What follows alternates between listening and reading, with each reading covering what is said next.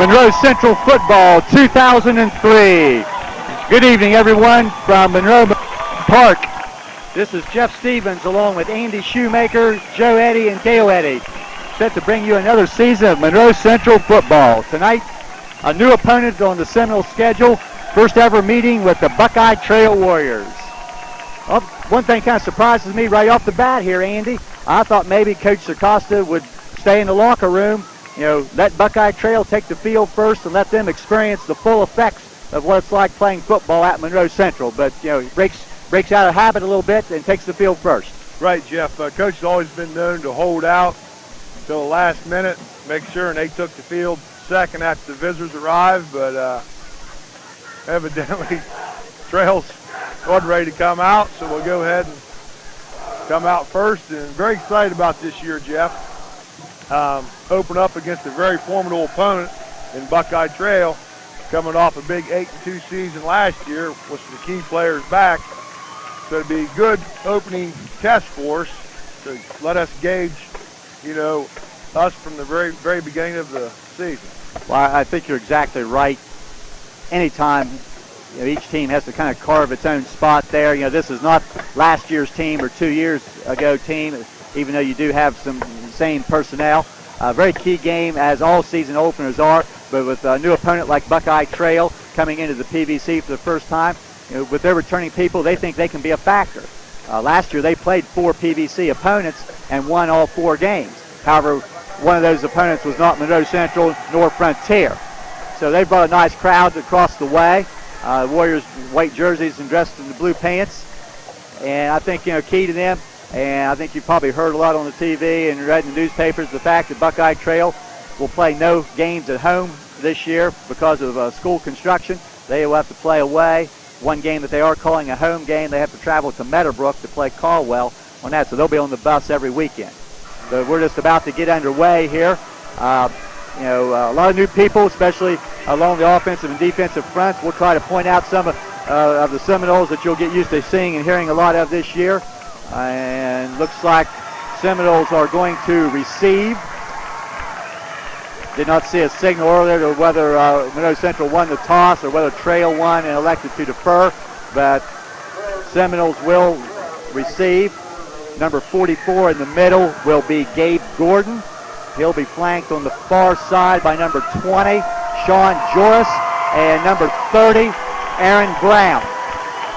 And we'll try to point out some of these new people as we go along.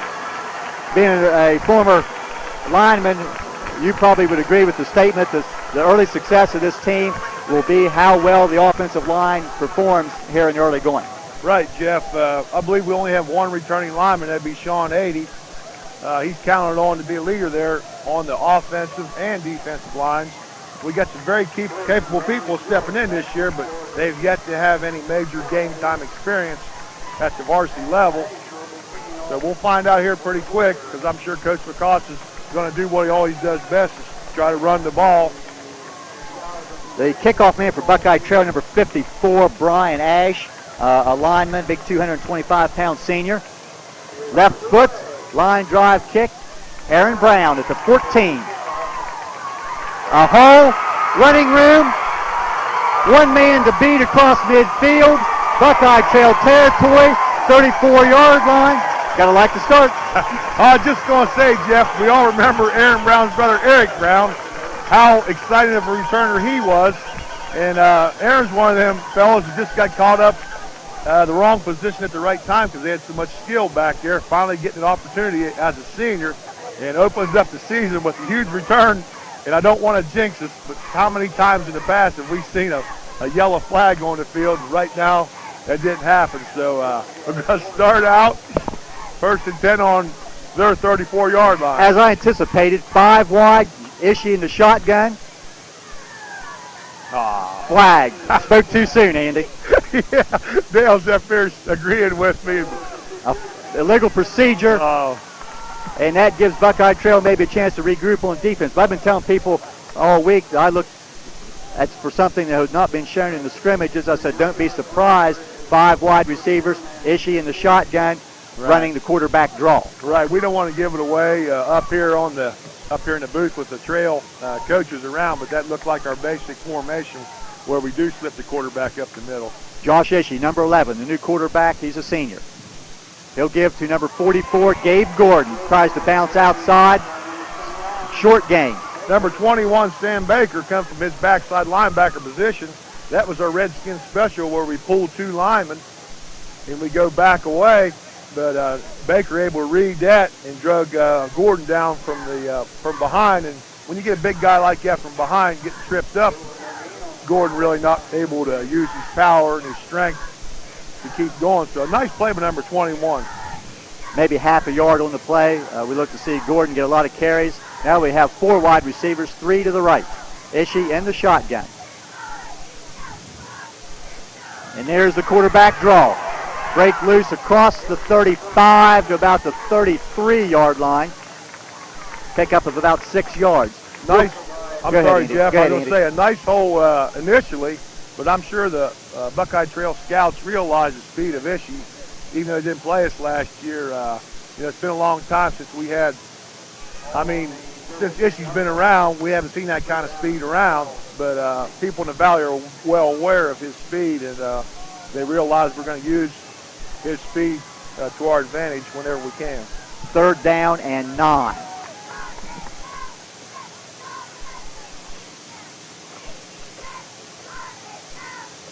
Give on the reverse halfback pass. Brown downfield. Oh, yeah! Wide open.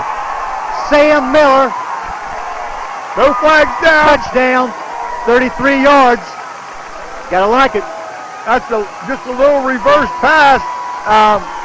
Something that we always say as a defensive coach, always look for something tricky at the start of the season. The safety for Buckeye Trail stepped up. Miller got behind. They have to respect our running game and an easy score to open up the season. And you always, no matter what the game, but especially here, you want to get on the board first. Curtis Merrick, number 55, one of the offensive linemen, will attempt the extra point out of the hold of Ishii. Snap is good. Kick is down. Looks good. Is good. All right. Good 10 minutes, 18 seconds remaining in period number 1. Seminoles on the board early and lead 7-0. We might want to mention here before we get away, Andy, those offensive linemen who I'm sure we'll see a lot of, and some credit for protecting on that halfback pass. The center is number 50, Chris Jeffers. He's a junior. Also along that offensive line, we're going to see number 55, Curtis Merrick, who just kicked the extra point. He's a junior. Also, number 70, Robbie Demmerling. He's a returning letterman and a senior. Played part-time on the line last year. Also, Sean 80, number 72, a senior, the only returning veteran along that line. And I believe in the starting spot tonight was Chad Burkhart, number 79. He is a junior. Dan Miller and Sam Miller were alternated tight ends, along with split receiver number 86, Kenny Robinson. And at the slot back, we'll see number 20, Sean Joris, and number 25, Ryan Ferguson. So hopefully we can have about all the main offensive personnel mentioned. That's right, Jeff. Being out there at school, I get to see these boys all the time. They've worked hard during the off season. They've got stronger. They realize that they have to step up this year because we lost so many starting linemen, and they have worked hard in the off season. Merrick will kick off. Line drive, low kick. One of the up men, number 4, Kevin Shipe, takes the ball, tries to get outside to about the 30, and will be driven out of bounds by Sam Miller. So not too bad a coverage there by the Seminoles. And of course, people forget another loss from last year was the job that Michael Joris did kicking off. And how many times last year did we see Michael Joris kick that ball not only inside the 5, but clear into the end zone to let his defense start on the 20? Right. You found out early how special teams are important in this game, and we returned the kickoff all the way back to their 34. And we did a decent job just now of getting down, and they'll start from their own 31. So a decent job, but you're right, Jeff. We're going to miss the big leg of Joris, not to mention his quarterbacking skills. On the first play, the quarterback is Kyle Carpenter on a quick out to number 4, Shipe. A very short pickup of 2 yards. Right, Jeff. A play like that, they did complete the pass, but only for a 2-yard gain. So when you have to give up a completion like that and everything's in front of you, that's a pretty good play to hold them to 2 yards. Among personnel not on the offensive front will be middle guard number 58, Eddie McConnell, a sophomore. Lined up in a 4-4 defense. Carpenter to throw again. He'll complete the ball out here to number 3, Colvin. He'll be tackled by Sam Miller at the 38-yard line.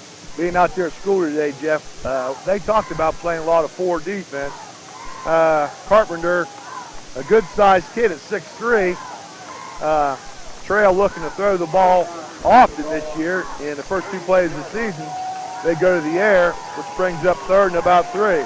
Even though Kyle Carpenter was not a quarterback last year, he was ticketed to be their quarterback, but was injured in the preseason. But he does have some experience. He's going to look to throw again. Yeah. He'll try to step away from some pressure. He'll get back to the line of scrimmage. Robbie Demmerling. And I think it might have been one of the Millers, maybe Dan, that had the initial pressure, but Demmerling on the tackle, pickup of a yard, and Trail will go 3 plays and kick on their first possession. So Trail comes out trying to pass the ball 3 times, come up short on 3rd down, so they'll have to punt. But we'd like to mention Robbie Demmerling, an OVAC wrestling champion. These good wrestlers usually translate into great football players, and I expect a really fine, solid season out of Demmerling this year. The punter is number 61. It's a short kick. Aaron Brown on the run. Maybe a little dangerous move, but a good play. Old Browning, he's been waiting in the wings for all these years and not afraid. Undersized, I believe he's only about 140 pounds or so, but you'll see him stick his nose in there all year and really likes the contact. Of course, Aaron was able to get some valuable experience last year, the last half of the year, after Chris Yoho was injured and was forced to miss the last half dozen games. And Aaron Brown was able to step in and get some experience there. We did have a penalty flag, and it is against Monroe Central. And this was on the return, it appears, which is going to cost Monroe Central from the spot of the foul, I believe, or maybe from the end of the run, as it was downfield. Now it's behind the play, I guess. So they're marking it from the 32-yard line back to the 22. So we're going to lose the positive yardage on the Brown return, plus the penalty, illegal use of hands. So really got ourselves in a little bit of a hole there after seemingly good field position. So penalties, 2 penalties already in this early season. So this drive for the Seminoles will start at their own 23-yard line, and another flag. And this is probably someone lining up in the neutral zone. The official in the white hat tonight is out of the OVC is Butch Minkelmeyer. This one will go against Buckeye Trail for offside or encroachment. And that would be someone comes out on the defensive front and lined up in the neutral zone. And as a player and a coach, Andy, that's kind of hard to understand how you can come out and line up offside. Yeah, I mean, at the varsity level, there's no excuses whether this is the first game or not. You got to and Trail there lined up offsides. And Gordon, short game up the middle there. And a little tough going in the first 2 carries for Gabe Gordon. If anyone was at the scrimmage last Saturday against Wheeling Central, saw Gabe get a couple of huge runs, breaking tackles, and was very impressive in the first possession of that scrimmage. But I would say Buckeye Trail also was aware of that and maybe are keying just a little bit. So a pickup of maybe half a yard for Gordon. Big target on Gordon's back this year, an All-Ohio defender. Matter of fact, Division V Defensive Player of the Year. He'll be expected to carry a big bulk of carries this year. A real nice job by Trail's defense, not over pursuing. There's number 66, I believe, making that nice tackle on Aaron Brown, Jeremy Hall. And like you said earlier, I believe, Andy, Buckeye Trail returns about 13 or 14 Letterman. They lost a lot of their backs, their quarterback and their 2 running backs, but their defensive secondary, their linebackers are a lot of people that is returning. Right, they've come a long way. Back a few years ago, they had trouble winning a lot of ball games, but they put together some winning seasons, and they got a nice nucleus for another fine season. There's the option. Ishii will keep and get across the 35 and have a first down. we'll probably see a lot of that this year with Ishii speed. Kind of a little bit like we had a few years back with Jeremy Kramer, who had to move to the quarterback position late in his career. And let's not forget the Derek Griffith years. Right. Yeah, well, that's a real good example. Again, 2 tight ends on the field, and Sam Miller, 88, and Dan Miller, 85.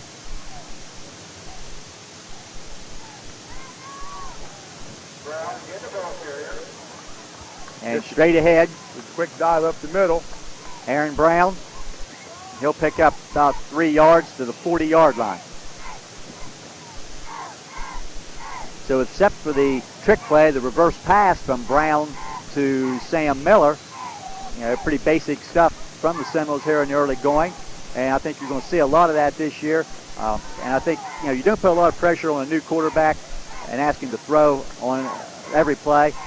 But I think Josh Ishii is a very capable passer. Wishbone look. Second back. No, they'll fake that to second back. And here's Ishii. And this is what he brings to the table. Across the 50. Breaking room, out of bounds. A high tackle. And he's going to be near 20 yards and get that first down. And that's something that Josh Ishii brings to his game that a lot of teams don't have. Fake to Gordon, fake to Brown, and keep it around outside.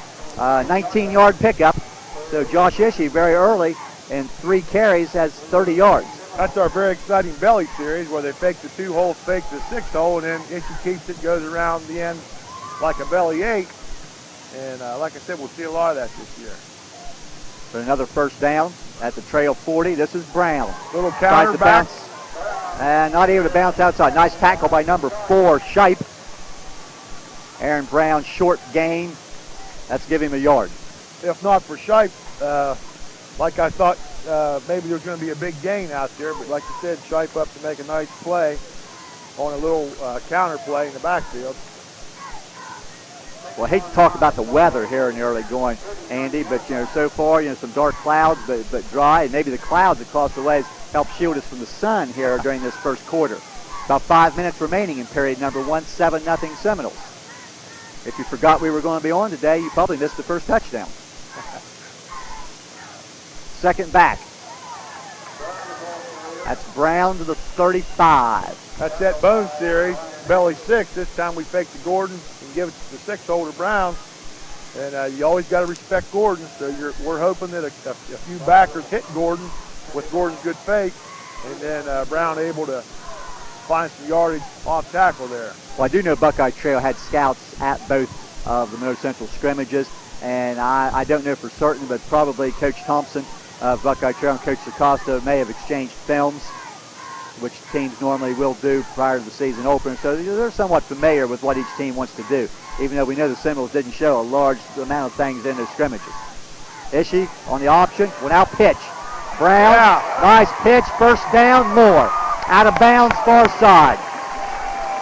Number 21, Baker, coming hard from the backside from up here. We was wishing and hoping they could get rid of it soon enough, and he did. Is that a flag over there, Andy, right where the play went out of bounds? With a pickup of 11 yards? Or no, that maybe just was a bean bag to mark the out of bounds spot. Okay, great. Hate to see that positive yardage. 11-yard pickup for Aaron Brown. Big third down gain on the option left. So Aaron Brown able to slip a few tackles, and that's just how you want to run the option, is wait till the last minute and then go ahead and give the pitch. And after Josh Ishii has gained some positive yards on that option, they maybe have decided they're going to make him pitch. Right. And now a good gain after a pitch. We'll see what they do next time. There's the fullback, Gordon, plowing ahead for his best run of the game thus far.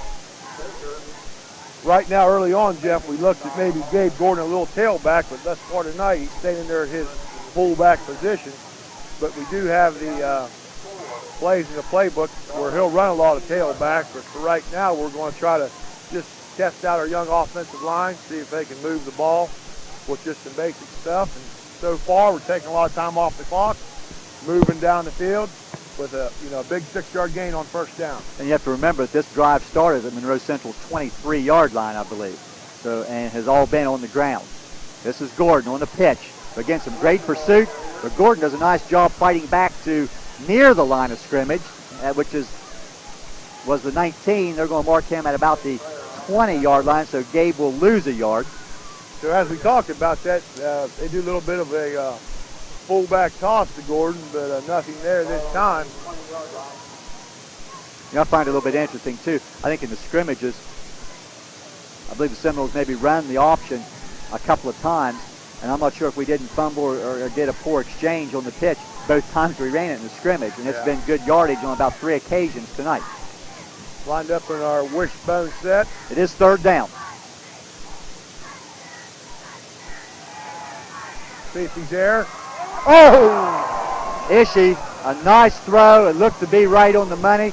Kenny Robinson, the intended receiver, unable to make the catch.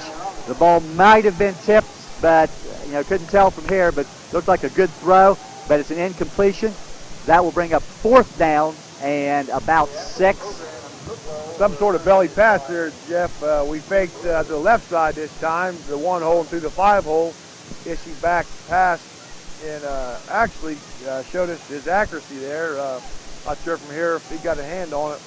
Would have been a nice catch by Kenny. We're hoping he can make those type of catches this year, but not able to come up with it this time. Well, down near the goal line, I think we can look for Kenny to use that 6'4" size of his to his advantage during the year. Fake the reverse pass. Get out there.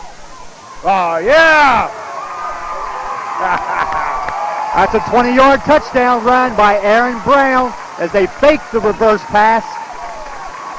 Number 54, Brian Ash, about to come up with a big stop. Brownie used his speed and his little niftiness to cut inside. Up here, I wondered if maybe he ought to try the outside, but that's why he's the running back and I'm not. He darts up for the big score on 4th down. And, of course, it's easy for us to see the difference in the setup of that play than Buckeye Trail to see that, but the personnel was different. Aaron Brown getting the pitch, faking the handoff for the reverse to Kenny Robinson, where before that was right. Brownie getting that handoff. But the form was the same and everything, and Buckeye Trail was full. Curtis Merrick's kick will be wide right. But 2 minutes, 27 seconds remaining in period number 1. Seminoles 2 possessions, 2 touchdowns, and lead 13-0.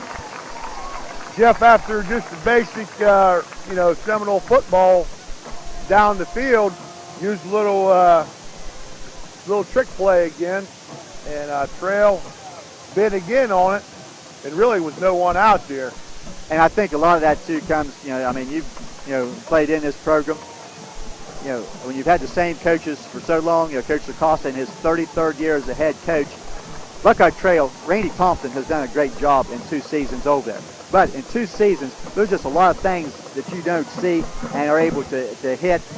And it's easy to maybe get tricked by the more experienced coaching staff in a situation like that. We've talked about that some in the past, but the veteran coaching staff has been with Coach Acosta for quite a few years. Coach Briggs in the press box, Coach Sherman, Coach Singleton, Coach Shoemaker. Did I miss anybody? I think that's it there. I think that's it this year. Coach Matt Singleton unable to be with the team on a regular basis this year because of a change in jobs.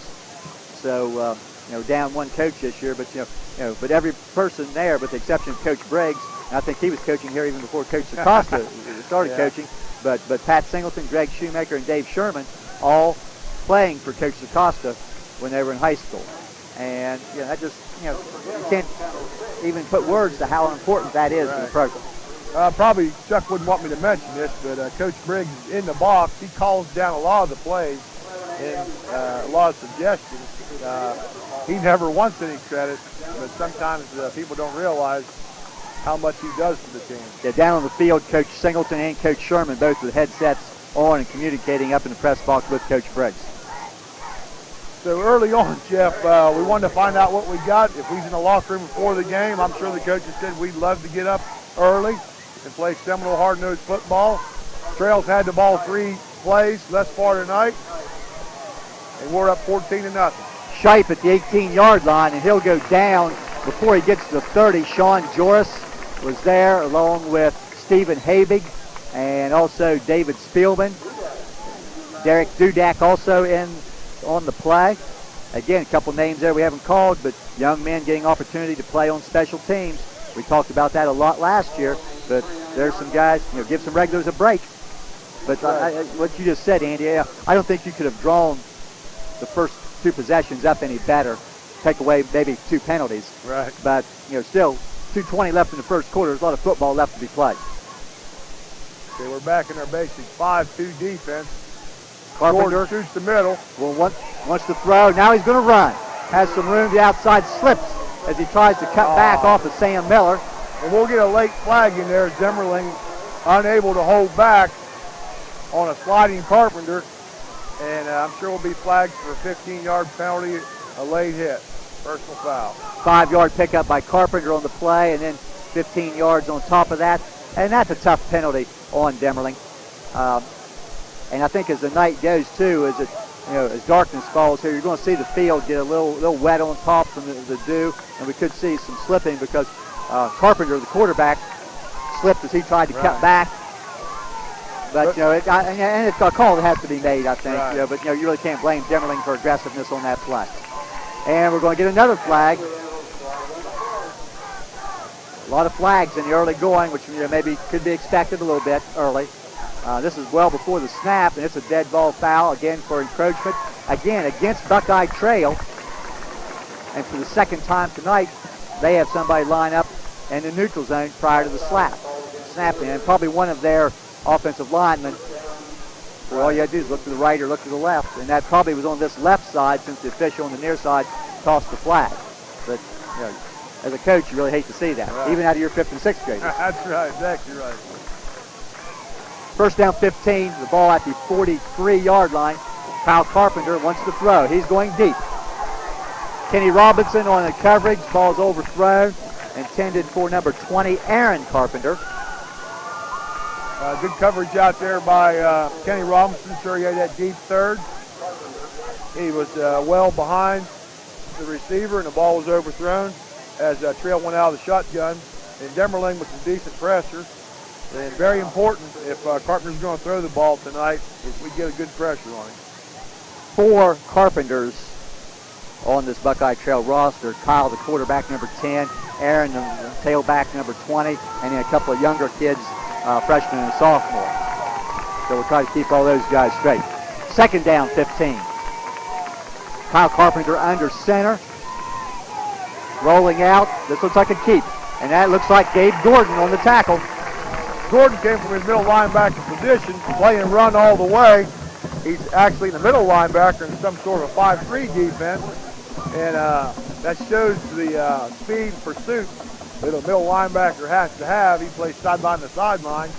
And after about a 3-yard gain, brings up a long 3rd down and 12 for the Trail offense. And in this 3rd and long situation, number 25, Ryan Ferguson, replaces number 58, Eddie McConnell. Merrick and 80 will be the tackles. Dan Miller and Demmerling are the ends. Ferguson, Gordon, and Dan Miller linebackers. Sean Joris is the safety. Another pass by Carpenter. He'll hit his man across the middle. He may be short of the first down. Sean Joris on the tackle. Pass completed to Colvin. He'll be a little bit short, looks like from up here, Jeff, but you heard somebody yell hold. I'm sure that Baker, number 21, tried to tackle one of our pass rushers right in front of the quarterback, but not called. As we was in our 40 defense. We've got to get the players and some of the people up here on this press box to quit yelling so much during plays and stuff to kind of distract us. That's the end of the first quarter. When we come back, it'll be a 4th and 2 for Buckeye Trail, but after 1 quarter, Monroe Central 13 and Buckeye Trail 0.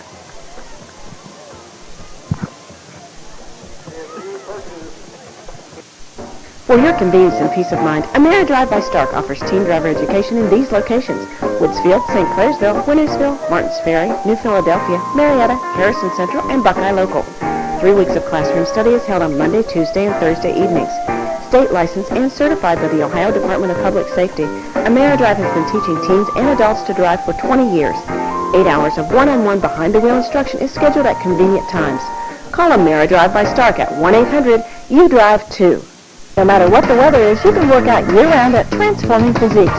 For your convenience, new owner Kristen Rossiter has extended the hours. Students have the opportunity to work out before school, after school, or on Saturdays. Monday, Wednesday, and Friday, come out at 6 a.m. and get your exercise in before going to work. Adult, student, and family memberships are available. They now have 2 tanning beds and stock the best of tanning supplies. Stop out to see a large variety of sports drinks, diet bars, supplements, vitamins, and sports attire. Now is the time to start transforming your physique. It's going to be 4th down and a yard for the Buckeye Trail Warriors. Their best field position of the night at the Monroe Central 43-yard line. Maybe Buckeye Trail will actually call a running play here. Yes, they do. Aaron Carpenter's first carry and a first down as he'll get down near the 42-yard line. Buckeye Trail's first down. Nice little surge there by the right side of the Warrior offensive line. Just picked up. Maybe I spoke too soon, Andy, as head official Butch Minkemeyer is going to bring the chains in. But it looked like Carpenter had the 2 yards that he needed. Well, I agreed with you there. I saw that surge. Let's get some early work for the chain crew there. Looks like Larry Kaler and Joe Hoff on the field. And a first down by just very little on the first carry of the night for Aaron Carpenter. So after 1 quarter of action, I believe that's Trail's second first down after that 1 penalty, right? So Seminole defense defending inside their own territory for the first time tonight.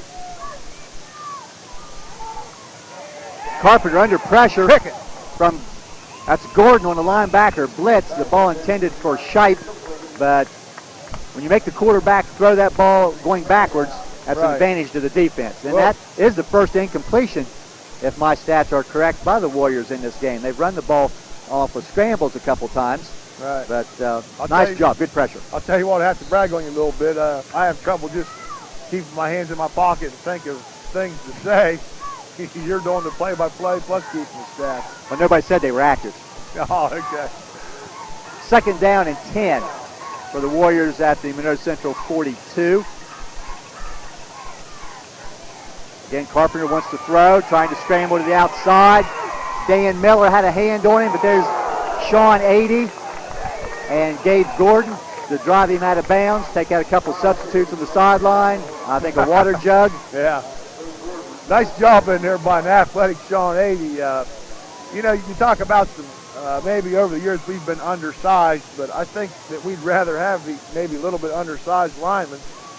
But, you know, we've always had that speed. And right there shows a good example of what team defensive speed. Of course, it's hard to compare teams, but, you know, last year was a great example of defensive team speed. See, it's Stephen Habig, a sophomore, is in now, looks like replacing Curtis Merrick for some plays on this defensive series. He's lined up at the near defensive end. Can't miss a 6'5", 220 Carpenter across the middle. That's a completed pass to number 81, Corey Burt. So nice shot across the middle there by Kyle Carpenter. And Trail able to get something going here on offense. Puts the ball down about the 26-yard line. Another first down. And a nice drive by Buckeye Trail. You have to give them some credit for, after falling behind 13-0. They put together a nice drive here as they're now at the Monroe Central 26-yard line. First down. Just still 11 minutes remaining before halftime. And if you think about it, you know, we got Ishii back, but, you know, Gabe stepped up at linebacker, so a little bit of inexperience in their defensive backfield, obviously. On first down, Kyle Carpenter gives to Aaron Carpenter. It looked like 80 had him wrapped up there near the line of scrimmage. Habig also getting up off that pile. Short pickup of maybe a yard. So put it at the 25, 2nd down, 9. Now you make a good point there. You know, Gordon changing positions. You know, Ishii still back in the secondary, and newcomers back there in Sean Joris and Kenny Robinson. You know, 80 really, you know, Sean really didn't play a lot of defense last year. So, you know, a lot of new people out there. Right. And even when you have people that were there before but at new positions, it's going to take a while. Play fake. Carpenter trying to set up. Here's Stephen Habig. Big Stephen Habig, 6'5", 220-pound sophomore. He plays defensive end. He contains his side and rushes in from his defensive end spot, and really huge play defensively by the Seminoles as Trejo getting down in close in our territory, and a huge loss. That's a big play because that's going to bring up now 3rd down and about 21. But Habig, I'm not sure if Stephen had any sacks last year as a freshman with the JV group late in some games, but that's a big varsity sack right there for Stephen Habig. Nice Maybe, job. Keep an eye out for a screen or a draw here, Jeff. Again, pressure on Carpenter, and he's going down again. That is Sam Miller. So exactly what we talked about, the best pass defense is a big pass rush, and finally able to get to Carpenter the last 2 plays to stuff that drive, and certainly brings up a 4th down punting situation. Yeah, just when they had things going, and we mentioned the great drive they had going. 2 consecutive sacks, lose a total of 25 yards from the 25-yard line back to the 50, forcing a punt from number 61, or 81, I'm sorry, 81 Burt.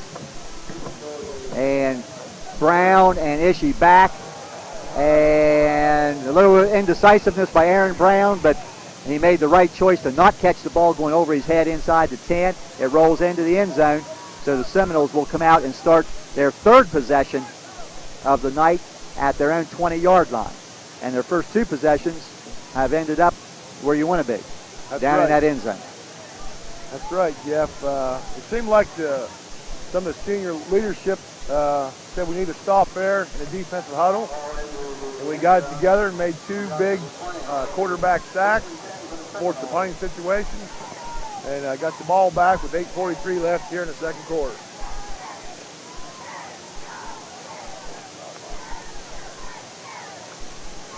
And if they could put together another drive for one more on the board here on this possession, you really have to feel good about this offense. But Ishii had a little trouble with the snap, picks it up and gets something positive out of what could have been a very negative play. But Josh Ishii having trouble with the snap from his center, Chris Jeffers, and still gets a couple of yards. Right, Jeffers in there a little bit undersized, but tried to watch him that play.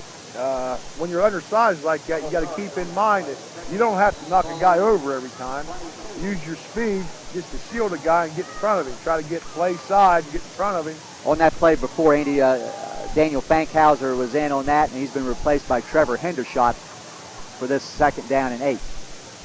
Trevor's number 75, Daniel's number 78. Ishii, he's going long. Here's Robinson, just overthrown. Ishii to Kenny Robinson, just out of his reach. So certainly the coaching staff saw something. And Robinson was open. Right, he was open. Coach can't throw any balls for him, and Ishii just missed. Bring up a 3rd down and about 7. And we mentioned the substitution, Hendershot and Fankhauser in on this possession here. It looks like Sean 80 is out, and I think just getting a breather on what is a very warm night on young men down there playing. As he's putting the headgear back on, he'll be ready to go on defense if the Seminoles have to punt away on 3rd and 8. The movement by Trail and flags down, and we may have turned a 3rd and 8 into a 3rd and 3. Right, you can hear from up here that Ishii with the hard count there and drew 2 Trail defenders into the neutral zone, and we'll pick up an easy 5 there. And I noticed that a lot Saturday in the scrimmage against Wheeling Central, as Wheeling Central players were jumping around and were pulled off quite a bit, and just hard count, and you cannot stagger that count. It's supposed to not deceive them, but you had hard count, and those guys zero in on that. It does make a difference. We're going to get a timeout by Monroe Central. 7:56 remaining, period number 2. Monroe Central leading 13-0. We have a timeout. We'll be right back.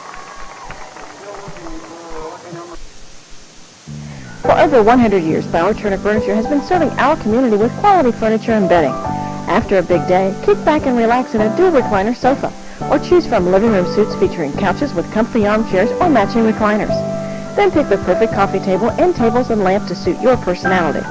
Of course, they stock bedroom furniture to please the country, traditional, or contemporary decorator. Kitchen tables and chairs, hutches, entertainment centers, and more can be delivered to your home this week. So stop by Bauer Turner Furniture today.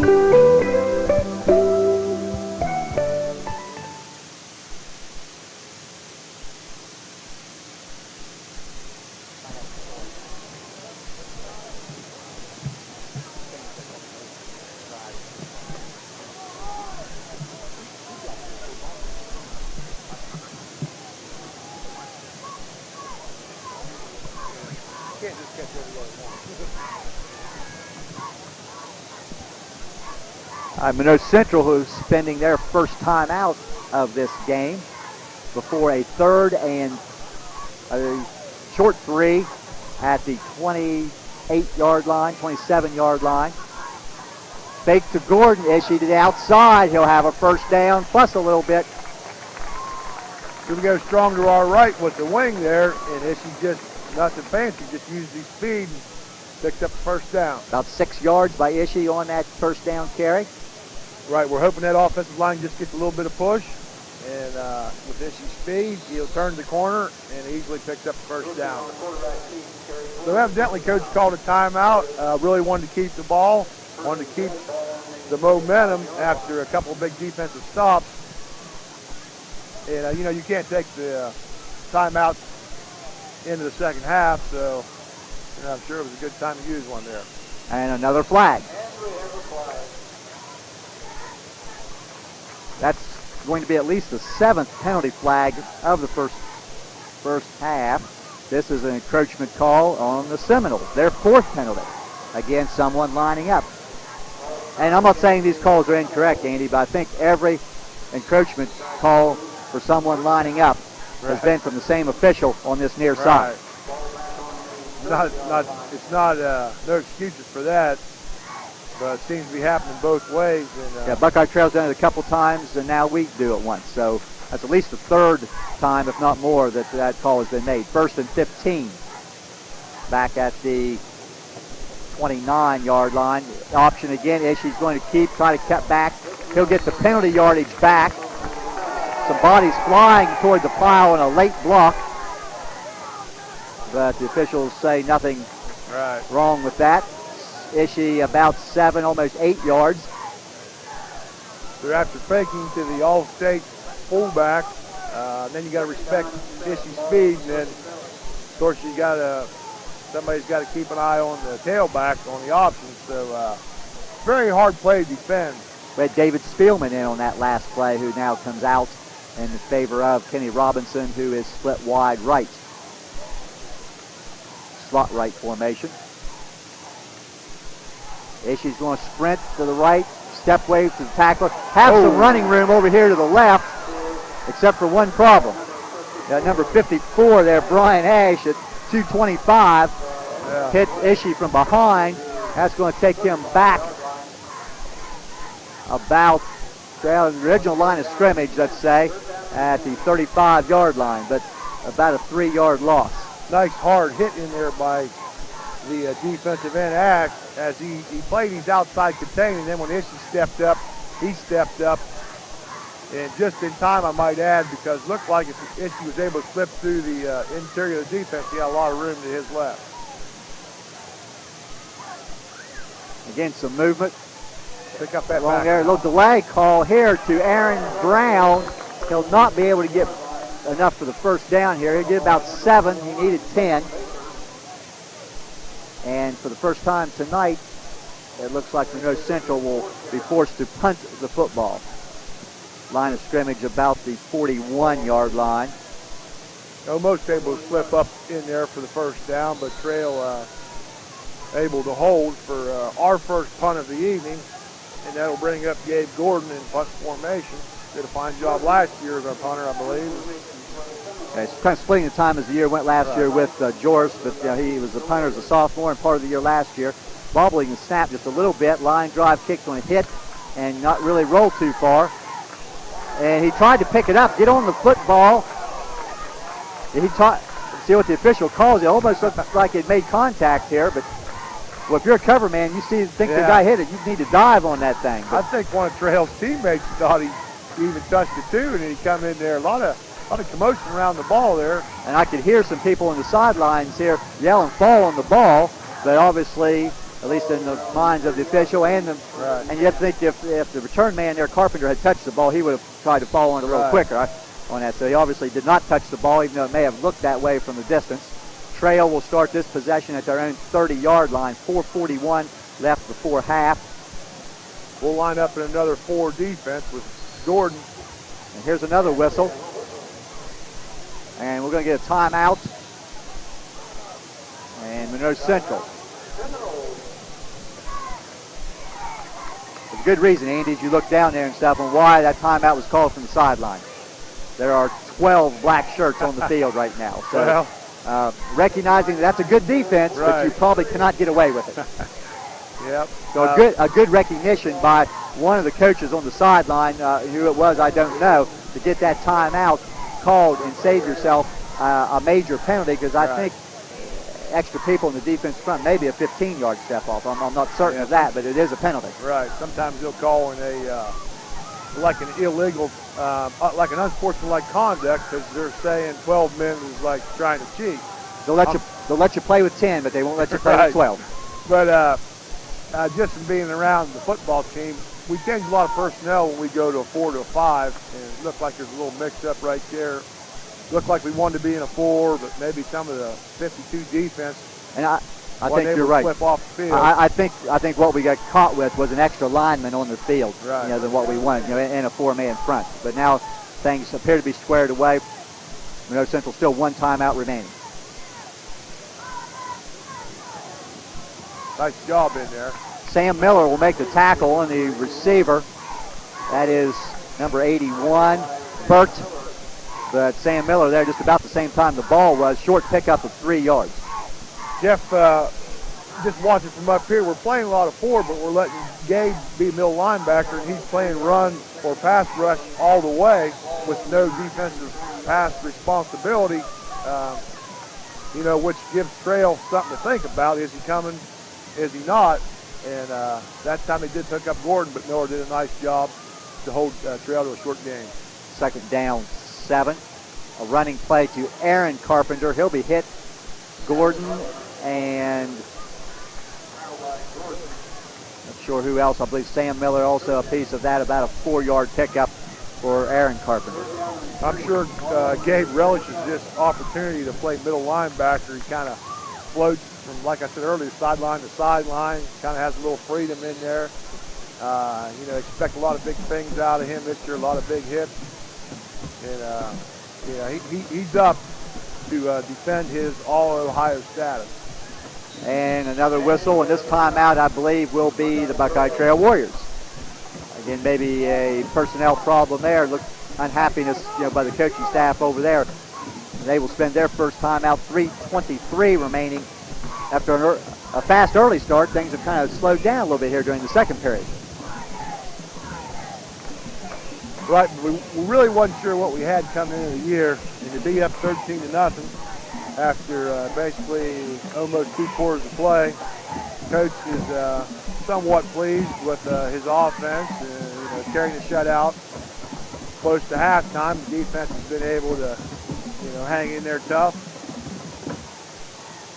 Well, and even though you scored 2 early touchdowns and it's still 13, because of the length of some of the drives, that is just one empty possession by the offense thus far in the first half. So you can't really be too concerned when you've scored 2 of 3 possessions. That's right. So now the pressure on the defense here to try to stop the Warriors. Buckeye Trail, in that situation you kind of like to be in, 3rd and 3. Could run, could pass. Maybe try to get their quarterback Kyle Carpenter to the outside with that run-pass option. On the other hand, a big play here by the Seminole defense will give us the ball back before half with plenty of time to try to get another score on the scoreboard. They'll try to come out here to the near side, off the hands of the intended receiver, number 81, Burt. Nearest defender was Joris, number 20, but incomplete. And there's that stop you just mentioned, Andy. Now Trail will be forced to kick the ball away. Monroe Central will get the ball with a little better than 3 minutes left, probably somewhere in the neighborhood of the 35-yard line, something like that, with a chance to get one more on the board before halftime. Right, and I know number 81, Corey Burt, or if he was smart, he wouldn't kick it to Ishie's side. Always dangerous return man. Some pressure, forces a short kick. Ishii will fair catch the ball, bobble it, but fall on it at about the 31. So a little hang time there for the Trail punter. Forces a fair catch by Ishii, which eliminates his ability to return. 80 and Demmerling had some pressure on the punter. It was a short kick. Good choice, I think, by Ishii to make the fair catch. And then when it fell to his feet, he was able to get right on it. 3:09 before halftime. Monroe Central 1 timeout. We'll see what they're able to do here. But plenty of time to try to get one more score on the board.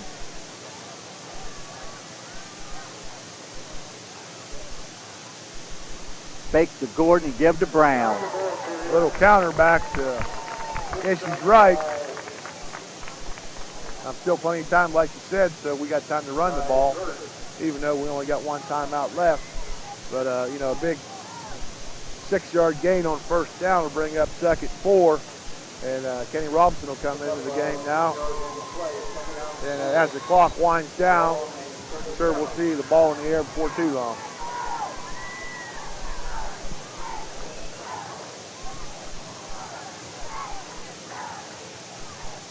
We've seen more of Ishii under center. This time he'll give to Gordon, who will break a couple of tackles and get that first down.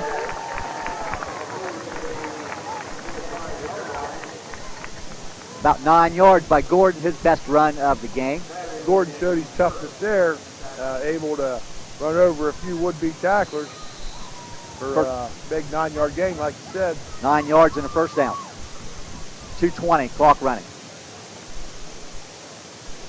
Seminoles up to the line of scrimmage fairly quick.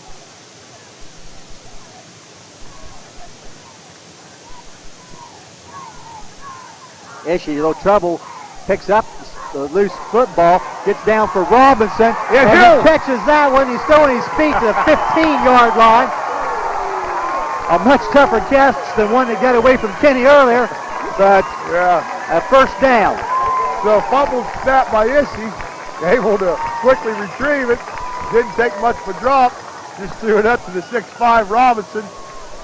It actually did have a very tough catch. Maybe Trail helped him out a little bit by helping him gather in the ball, and then he was able to wrestle away from him. Looked like good coverage there, right. But you know, about a 40-yard pickup. Kenny showed a little toughness there at the end, you know, dragging the tackler for a few extra yards. Ishii's first completion, option, keeps running right into number 56, I believe, Brandon St. Clair, but he'll still get to the 10. They may allow him the forward progress to the 9, pick up a 5 yards by Ishii. All right, as the night goes on, Ishii will keep that Trail defense guessing, and that's exactly what you like to do with the option. Trail running some late personnel on. Whistle. They stop the clock at 1:14. Officials timeout, says Mr. Minkemeyer. 1:14 before half. An odd time for a water break. But right, it's almost like, well, they had to get one in. Well, and it would appear to me that this could work to Monroe Central's advantage, since they have just 1 timeout with 1:14 left. It is a free timeout after a running play for the Seminoles. So, you know, if I'm the Buckeye Trail people, I kind of not happy with this time of making a call there. But again, the officials, you know, may have a certain criteria that they're supposed to follow. But he did signal official timeout. Correct. Which they did make the timeout. Especially looked a little odd with Trail running a player on kind of late to the line. But, you know, this does give Monroe Central opportunity to kind of get their thoughts together and maybe talk about a couple of plays. Ball at the 9-yard line, second down, 5. 1:14 left before halftime. Seminoles already leading 13-0. And Coach Acosta not real happy about something. Yeah, after a timeout, you'd think that the varsity squad would be sure of the play and sure of the personnel, but like you said, Coach not exactly happy with it. Again, that hard count, some Trail players move. Ishii not able to make the handoff, hit by number 66, Jeremy Hall. Loss of about 4 yards. Now a minute left, clock running. Monroe Central may have spent that final timeout, and I believe they did. So a little bit curious as to what Monroe Central was trying to do there after a timeout.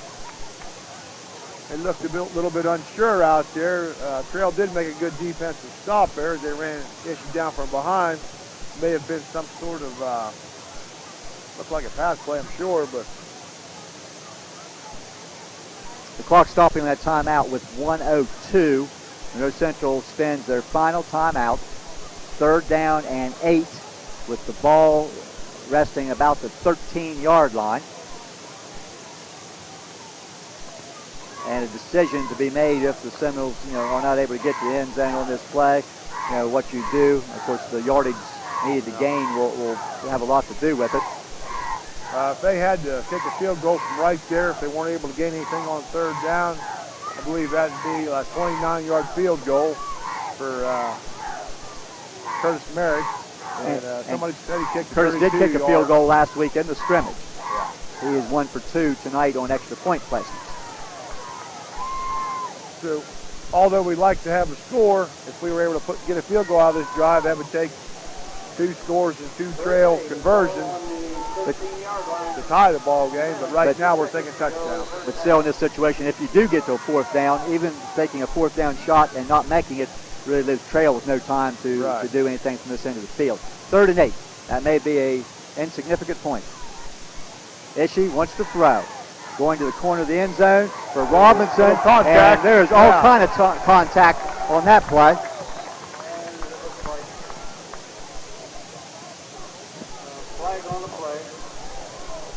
And I believe pass interference will be the call against Buckeye Trail, and that will bring up an automatic 1st down on a half the distance to the goal penalty, taking the ball from the 13 down to about the 6.5, right near the 6 when they mark it.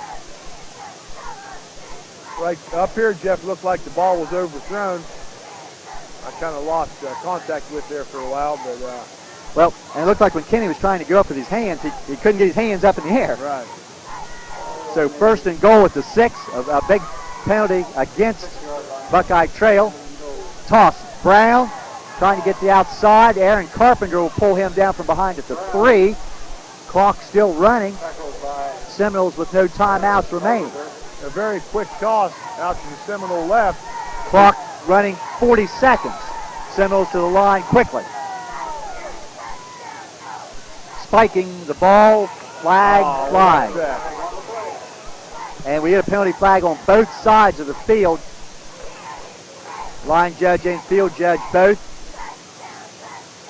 Illegal procedure. I'd say Monroe Central legal motion did not have someone set. Buckeye Trail will probably take that 5 yards back to the 9. And I believe that's at least 5 penalties on Monroe Central. Right. I'm sure that will be mentioned in about 35 seconds.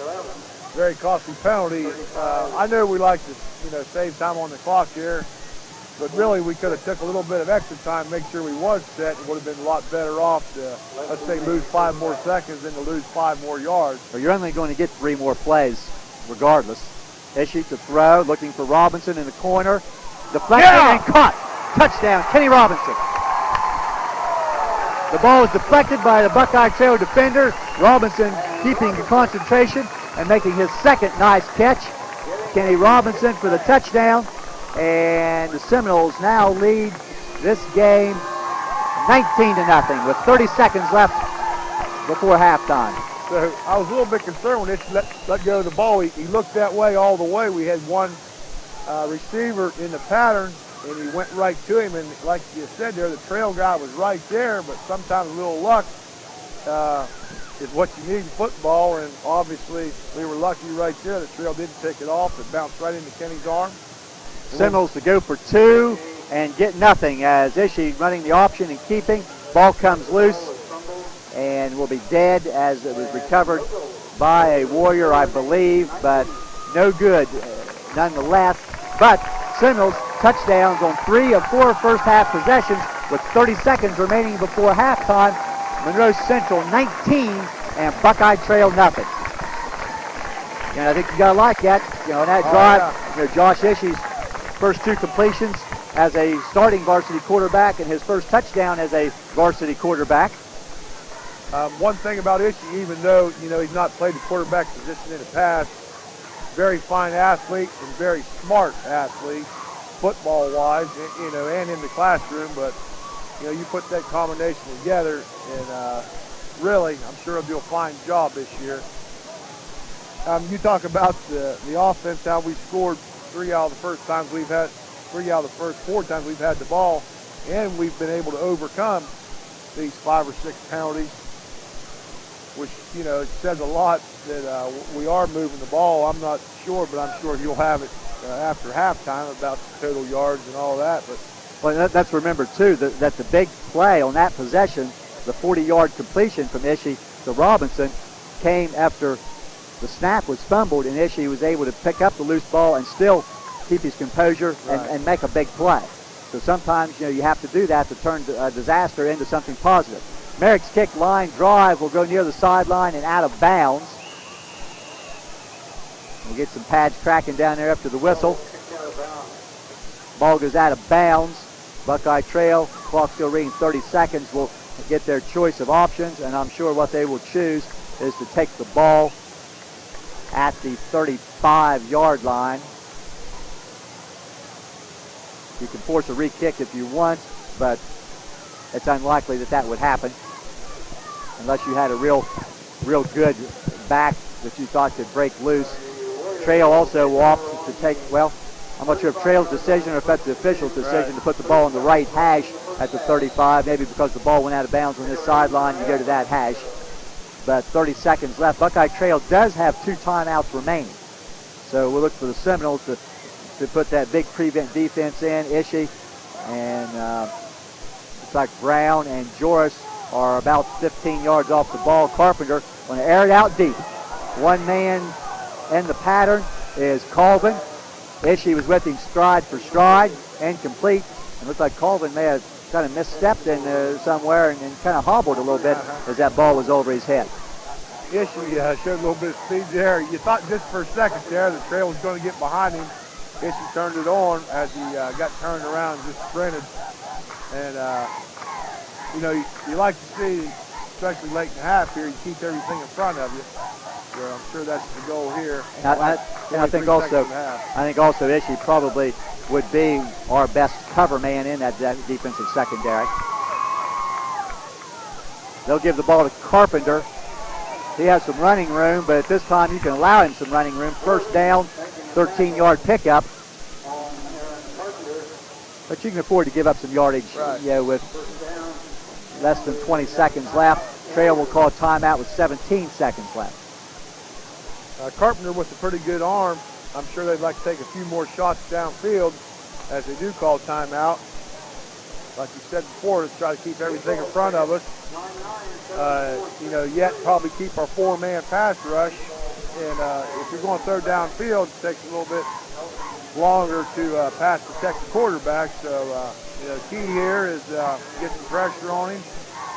And as a defensive secondary, keep everything in front of you.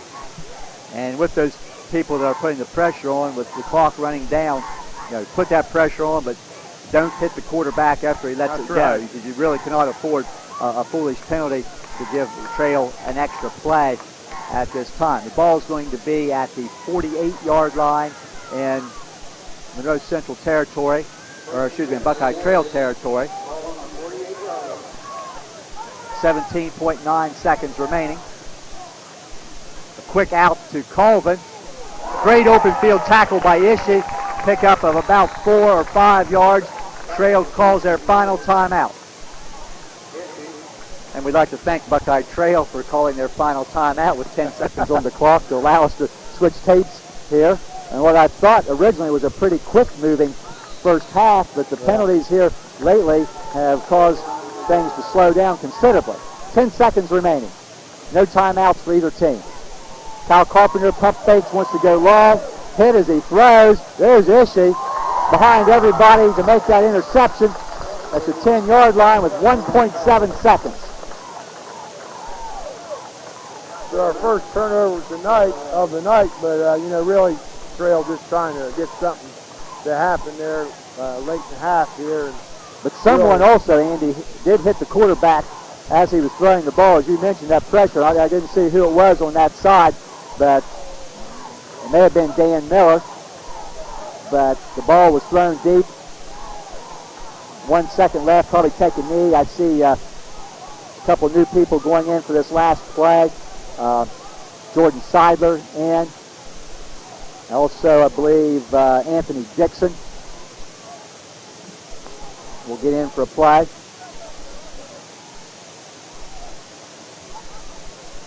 Yes. There was a flag down somewhere. Butch Minkelmeyer now waves the flag to say that they're picking that flag up, and there is no penalty. Puts the ball ready for play as Ishii now returns to the huddle. Nice to see Coach reward a couple of these seniors for a little bit of playing time right here before the half. Ishii will take a knee. It's halftime, and a nice first half for the Seminoles. The score at halftime, Monroe Central 19, Buckeye Trail nothing. Back with halftime in the second half right after this.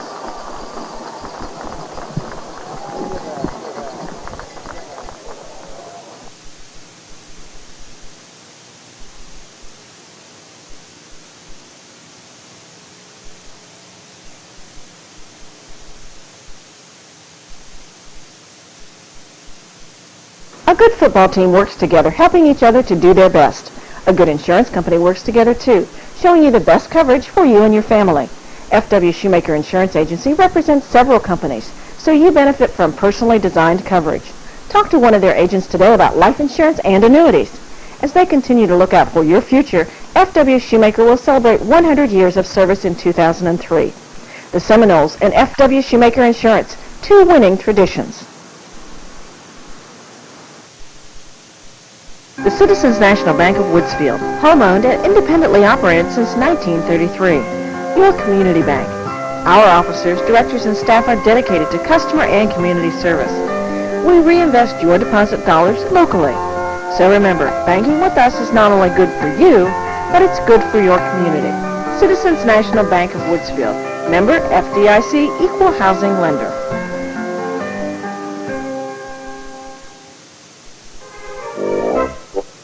McDonald's of Woodsfield is not just great food and lots of fun, it's a vital part of our community. Perla and Dell strongly believe in supporting our kids, both in school and in extracurricular activities. That's why McDonald's is proud to be the exclusive halftime sponsor for the Monroe Central Seminoles. They're happy to support our players, our cheerleaders, and our band. After the game, celebrate at McDonald's of Woodsfield, where we love to make you smile.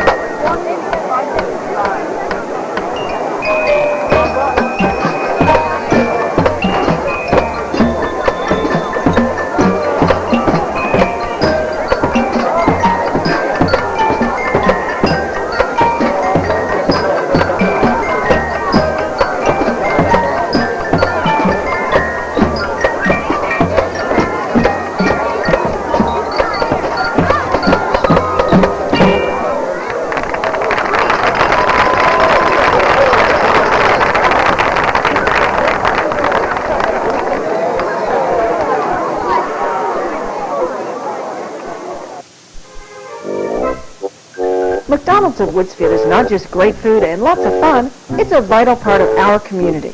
Perla and Dell strongly believe in supporting our kids, both in school and in extracurricular activities.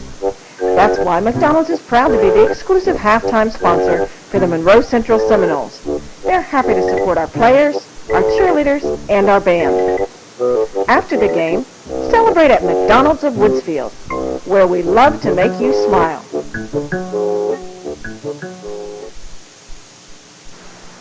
From a deck to a complete house, Woodsfield True Value has the lumber and building materials for contractors or do-it-yourselfers. Before you go out of town, bring your plans into Troy and Mike for a free estimate. We think you'll be pleasantly surprised. Delivery is available for your project materials too.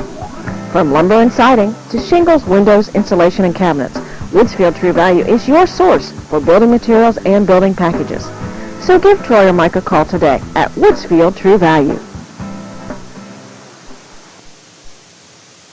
I'm not buying till I check on Ford. When it comes to the regular maintenance of your Ford, Lincoln, or Mercury, come to the service department at Doane Ford.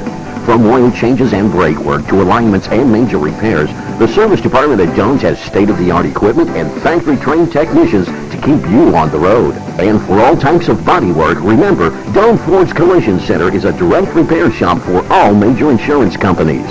I'm not buying till I check on Ford. Since 1887, folks have trusted Woodsfield Savings Bank with their financial needs. So when you need someone to lead you with your financial decisions, come to the friendly folks at Woodsfield Savings Bank where customers count. Because of your busy schedule, we offer a drive-through and night deposit box, as well as convenient parking, direct deposit, and automatic payments. The folks at Woodsfield Savings Bank truly believe that making an investment in our kids brings the biggest return to our community. Go!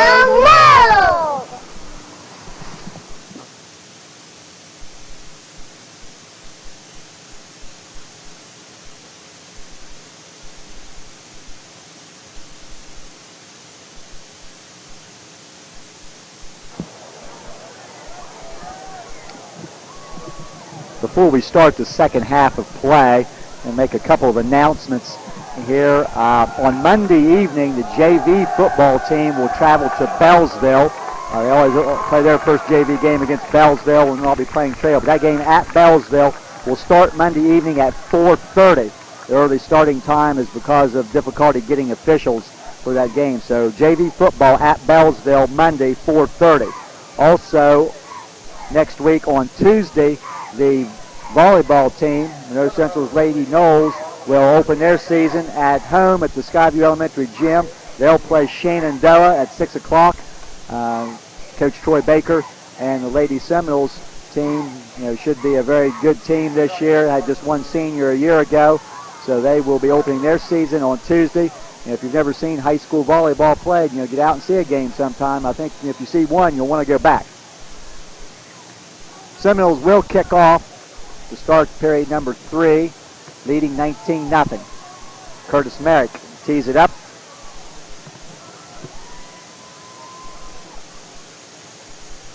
And a line drive kick coming down about the 12 or 13-yard line. Good hole up the middle. That's number 22, J.J. Savage. A nice return. Looks like a Miller on the tackle. But a good return. So, nice starting point for Buckeye Trail. It's not hard to say, what may have went on in both locker rooms at halftime, Andy. A 19-0 game. Coach Acosta, even though he's pleased about a lot of things, I'm sure he addressed the penalties, which were more numerous than you'd like to see. Well, Coach, I'm sure he still wants to keep the intensity up, still be the aggressor, still play hard-nosed football. I'm sure the goal is 3 and out to start the defensive half out. And Trail right up the middle with a big gainer after a big kickoff return. And a nice run. So maybe Trail, first play at least, got away from putting the ball in the air and put it right up through the middle for a huge gain there on first down to start the second half. 15-yard run by Carpenter, taking the ball to Monroe Central's 44-yard line, and he gets it again.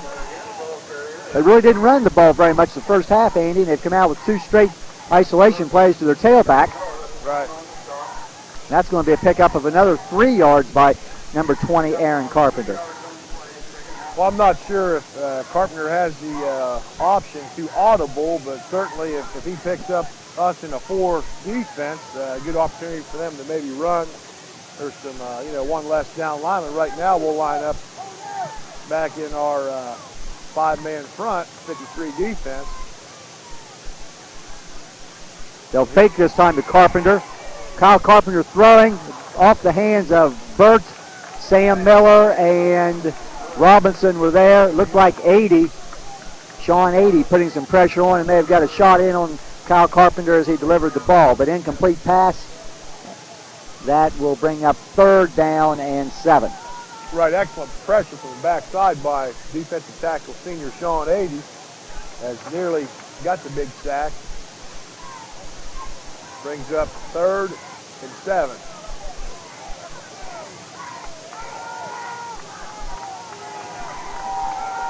Carpenter under center. Single back is Aaron Carpenter. Fake a little bit of delay, setting up that screen. Aaron Carpenter picks up a block and a 1st down to the 30-yard line. Nice play. So nice call by the Trail offense. Seemingly getting some easy pressure in there, but defensive linemen have to sense that they're being let through.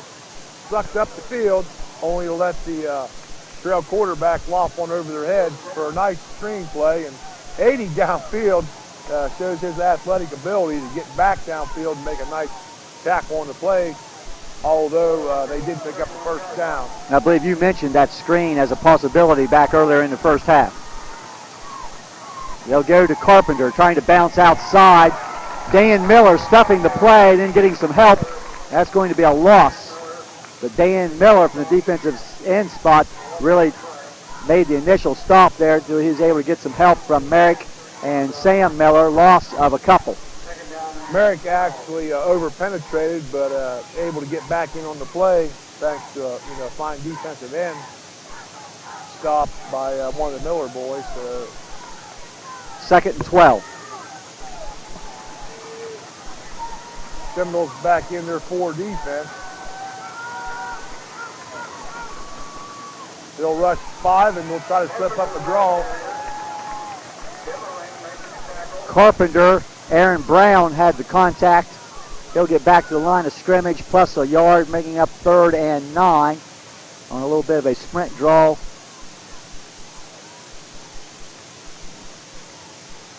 So Seminole defense, after giving up the first down, able to hold on 2 downs here and need a stop here on 3rd down. As the Trail certainly wanted to open up the second half with some kind of offensive threat and moving down the field.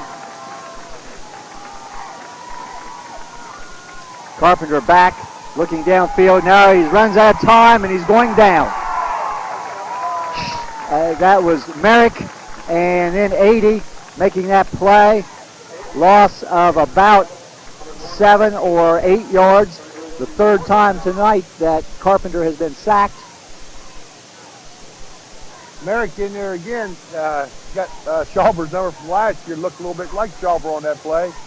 Getting a lot of pressure on the quarterback. Really showed a lot of quickness there.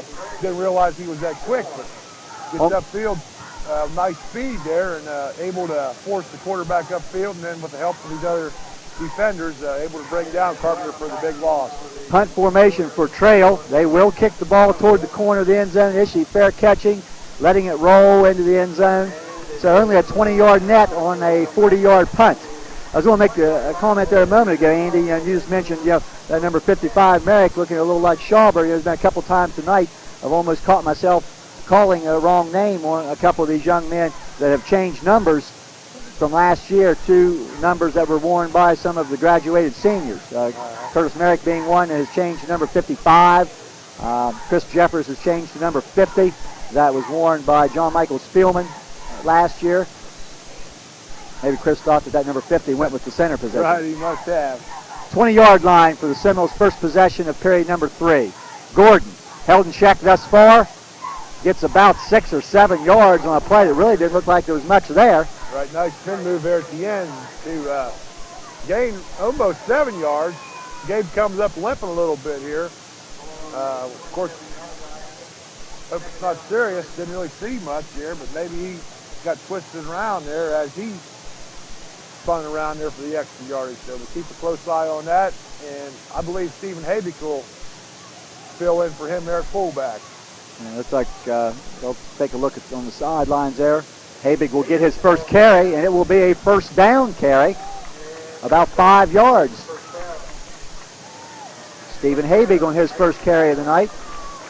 So Stephen, had Stephen in 7th and 8th grade football, and we just always thought, well, Stephen in the Habig name would go certainly to the line, as all the Habigs have in the past, but Stephen is an excellent athlete for being as big as what he is, and did a fine job there in his opening carry of the game. Saw him pick up a sack from his defensive line spot earlier in the game.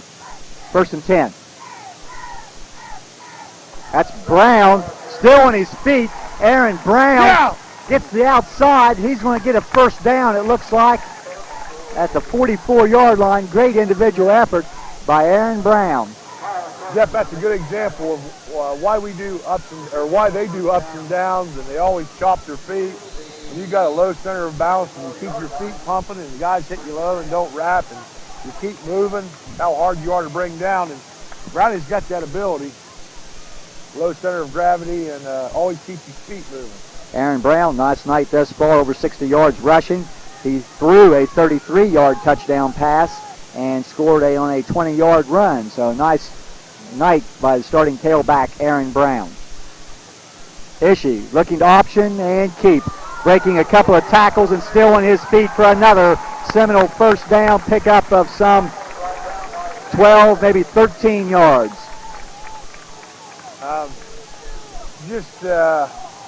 Really blessed with some athletic ability there. Ishii sprints out there, good speed, got that niftiness about him, a tough kid. You always wonder a guy his side how he's going to hold up and take hits, especially as an option quarterback where he's going to be hit more than a normal quarterback would be. But upfield for another big gainer. And keep in mind there, Jeff, as I know you do know, that he always got the option to pitch, even if he is downfield. Another first down for the Seminoles and a nice possession. A little trouble from center. The timing was a little off, and Brown covered up by Zach Miller, number 72. But you know, it didn't look like the exchange from center was real smooth. Gordon back in the game now, along with Sam Miller and Trevor Hendershot. No gain by Brown on that play. And, you know, we talk about depth in Division V school, and we seem to be running a lot of players in and out. I suppose, you know, just to see what kind of combination is going to work for us this year. Able to do that primarily because maybe the 19-point lead, but a lot of guys in and out. Gordon, he looks healthy. Oh, yeah. He looks real healthy. 30, 25, runs over a man to the 20. And I know you like that, Andy. Oh, you know, a late flag is on the ground now, back behind the play at the 25-yard line. Let's see how this one. There's 2 flags on the play. And I'd looked away. Gordon is able to get down to about the 20. It's about a 23-yard pickup and a first down. And let's see what the flags are. And if that's a Monroe Central penalty, and it looks like it is going to be a late hit on the Warriors, give Gordon a first down and his biggest carry of the season. Jeff looked like our Redskin special, and then Gordon able to break some tackles and show his speed. And it reminds me a little bit of that old 44 Luke Shoemaker. He come out of the game one time at Caldwell. We all thought he was hurt. Then he ended up running like 90-some yards for a touchdown. But I remember that play because I, during the course of that run, kind of questioned his speed, right. and I won't mention her name, but somebody questioned me on doubting his speed. Oh yeah! Look at Gabe Gordon finish that play for 10 yards and a touchdown. And the Seminoles, with their first possession of the third quarter, just drove it 80 yards. Just an outstanding effort by Gordon, would not be denied. You talk about smelling the end zone.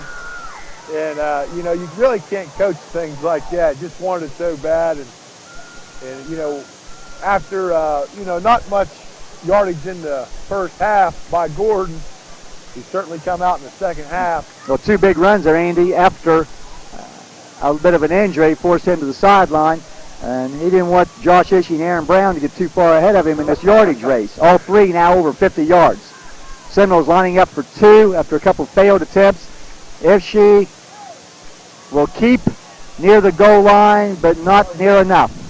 That was our option right, Jeff. And we got to get better spacing out there between the pitch man and the quarterback, as really Brown was not a threat. He didn't have enough space between Ishii, but you know, another score by the offense.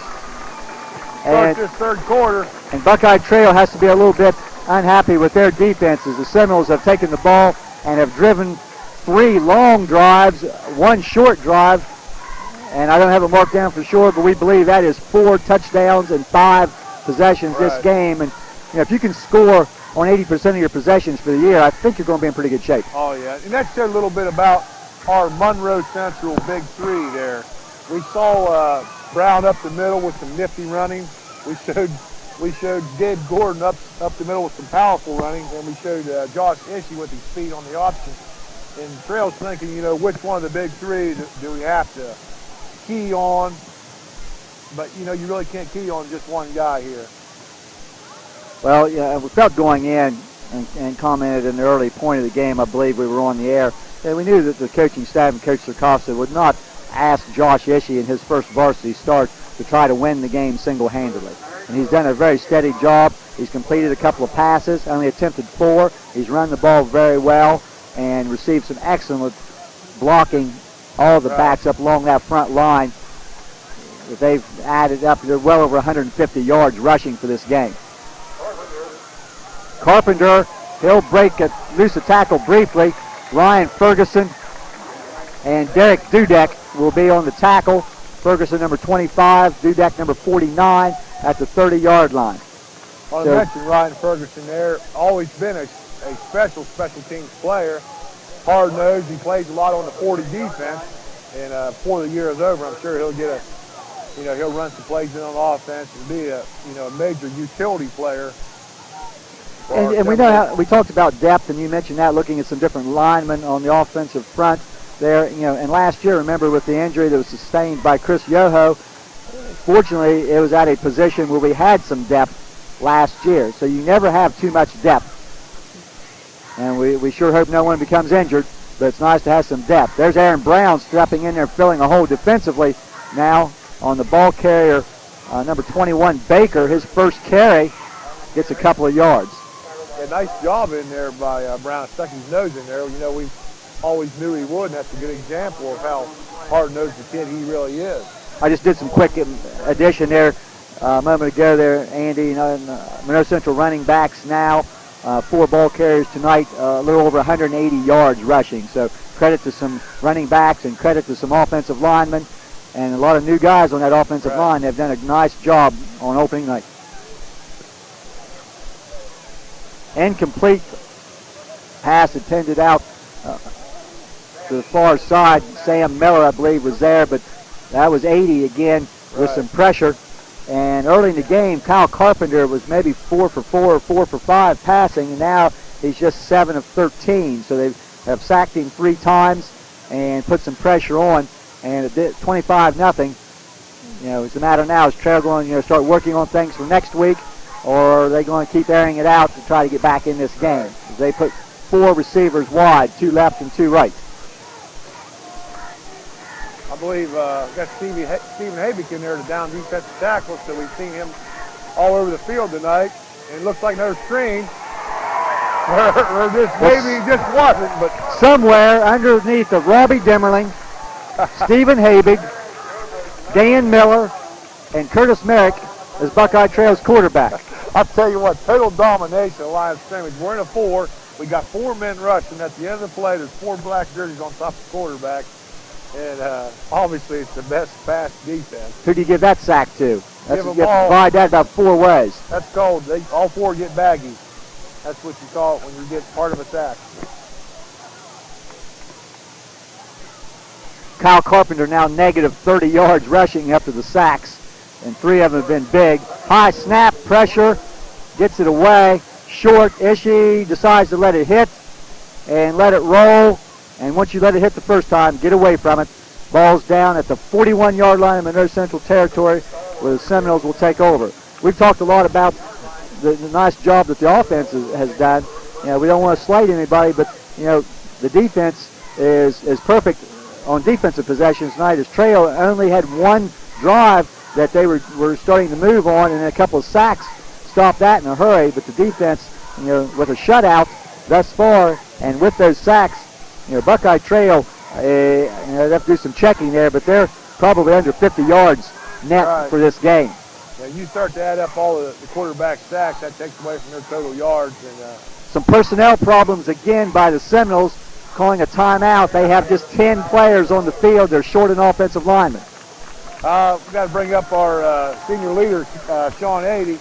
Got caught up in maybe just some of the defensive celebrating and didn't report on the field offensively, but you got to be ready. You got to play 4 quarters of football, and you still got a quarter and 2 minutes to play, or 3 minutes, so got to stay intense. Yeah, if you, as a person who needs a break, and you come out of the game, you got to make sure that your sub or one of the coaches knows to get a sub in for you. So, miscommunication there. We see number 61, Travis Williams, go out with the huddle. Looks like he may go in for some plays here. But there's another senior, and we've seen several backups getting some time there. And like you mentioned, on a warm night, that's important. But, now that you're ahead 25-0, that experience may pay off next week, however many weeks down the road. Right. And you got to like the job that you have seen out of people in this game, both line and backs, to be in this situation. Just a tremendous job. I felt that this game and next week's game were very big tests for this team, and with 2:56 left in the 3rd quarter, they're sure passing this initial test. Right, and not to look ahead to next week already, but I'm sure we'll see the ball in the air next week. We'll talk more about that if we have time to end, but a very, very potentially very good Shadyside game next week. Shadyside will come in here and expecting big things. There's Gordon. Sometimes it's being in better condition.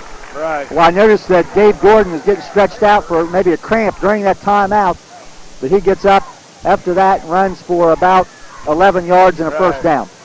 I just got to appreciate that. Just hard-nosed football, nothing fancy, just coming right at them. I don't really expect anything tricky. I never would really guess we'd run 2 reverse passes in the first half. We see Aaron Brown down here now maybe trying to work a cramp out. And on a warm night, I've said this before, but when you're comfortable sitting and watching a game in shorts and a short sleeve shirt, it's way too hot for those young men down on the field playing. That's a good point. And another flag, and maybe our first flag of the second half. I don't know if that's some delay of game penalty or not, but didn't see any movement. So again, it comes from this near side again, and he detects a Seminole lined up in the neutral zone.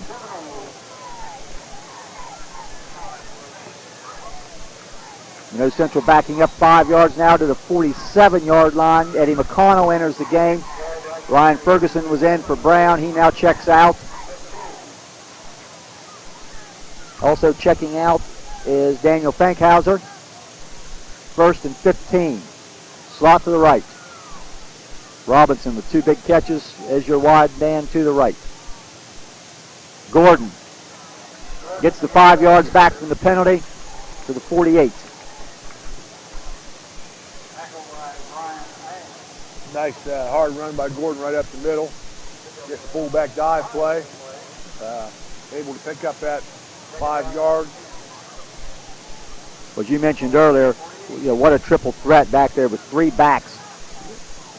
Maybe no backs this year will come out with that spectacular game, but when you have 3 backs with solid games, that puts a lot of pressure on some defenses. And other than the penalties, knock on wood, pretty much mistake-free football by the Seminoles thus far. We kind of joked around earlier about Aaron Brown.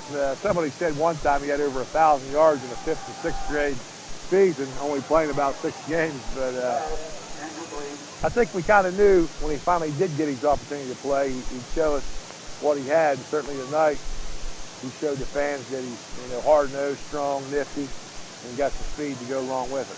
That incomplete pass by Ishii, not real well thrown, but downfield, pretty good coverage by the trail secondary. So that brings up 3rd down. Ishii now have him 2 of 5 passing the ball for 49 yards and a touchdown. And if this scored 25-0 after this possession, especially 3rd and 10 here, we could see it in the air, but I wouldn't look to see the ball in the air a lot more during the course of the rest of the night. Another flag. This guy's arm should be getting tired down here, Andy. Right. He's throwing a lot of flags. Well, we'll see which way this goes. I might have picked up something there. It's on us. I believe it looked like our play side tackle here, or our right tackle, just had his head in the neutral zone. Not sure why that's happening. So a pretty good angle right there from the film up top here. So when the coaches go and review the film the first of the week, they should be able to see that, and that's going to be addressed because both teams have had about 3 or 4 times tonight where someone has lined up. Well, if you look right here, Jeff, being a new center, Chris Jeffers maybe doesn't extend the ball or his body back from the ball far enough, and there's the ball on the ground there. The first fumble by Monroe Central, but recovered by Chris Jeffers to keep this possession alive. That's going to lose about 4 or 5 yards by Brownie on that carry. But Jeffers gets on the ball to keep possession, so this enables you to now punt the ball away for the 2nd time tonight. You really, even 25-0, did not want to give Trail the ball at the 40-yard line. Right. Less than 45 seconds remaining in the 3rd quarter. Monroe Central leading 25-0. Gordon will punt.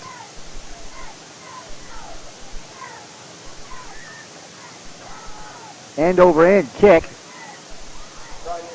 That is Shipe He'll get back across the 30 to about the 35, maybe the 34-yard line.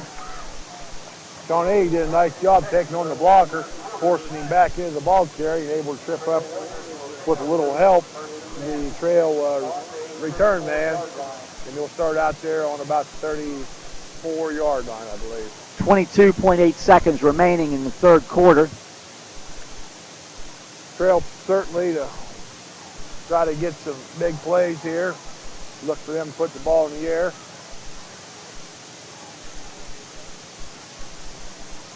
Across the middle, and a big hit, and they're going to say incomplete. And a major hit. Yeah, right in the small of the back, number 81, Corey Burt. I'm sure that's not where he wants the ball.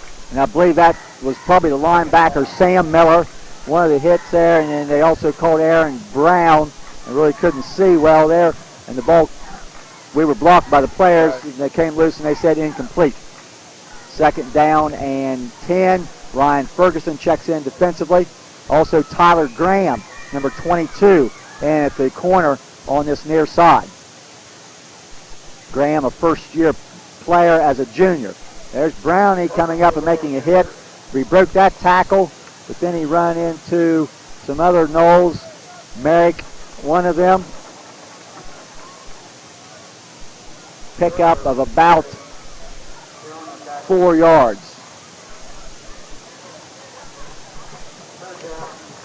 That is the end of period number 3.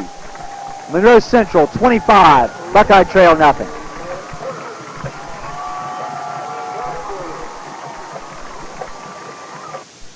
New name, same great service. Ormet Credit Union is now Ohio Valley Community Credit Union. Visit us in our new facility in Hannibal, built with more convenient parking and easier drive-through. If you live, work, or attend school in Belmont or Monroe counties, you are eligible for membership in the Ohio Valley Community Credit Union. To serve you better, we also have locations in St. Clairsville and Clarington.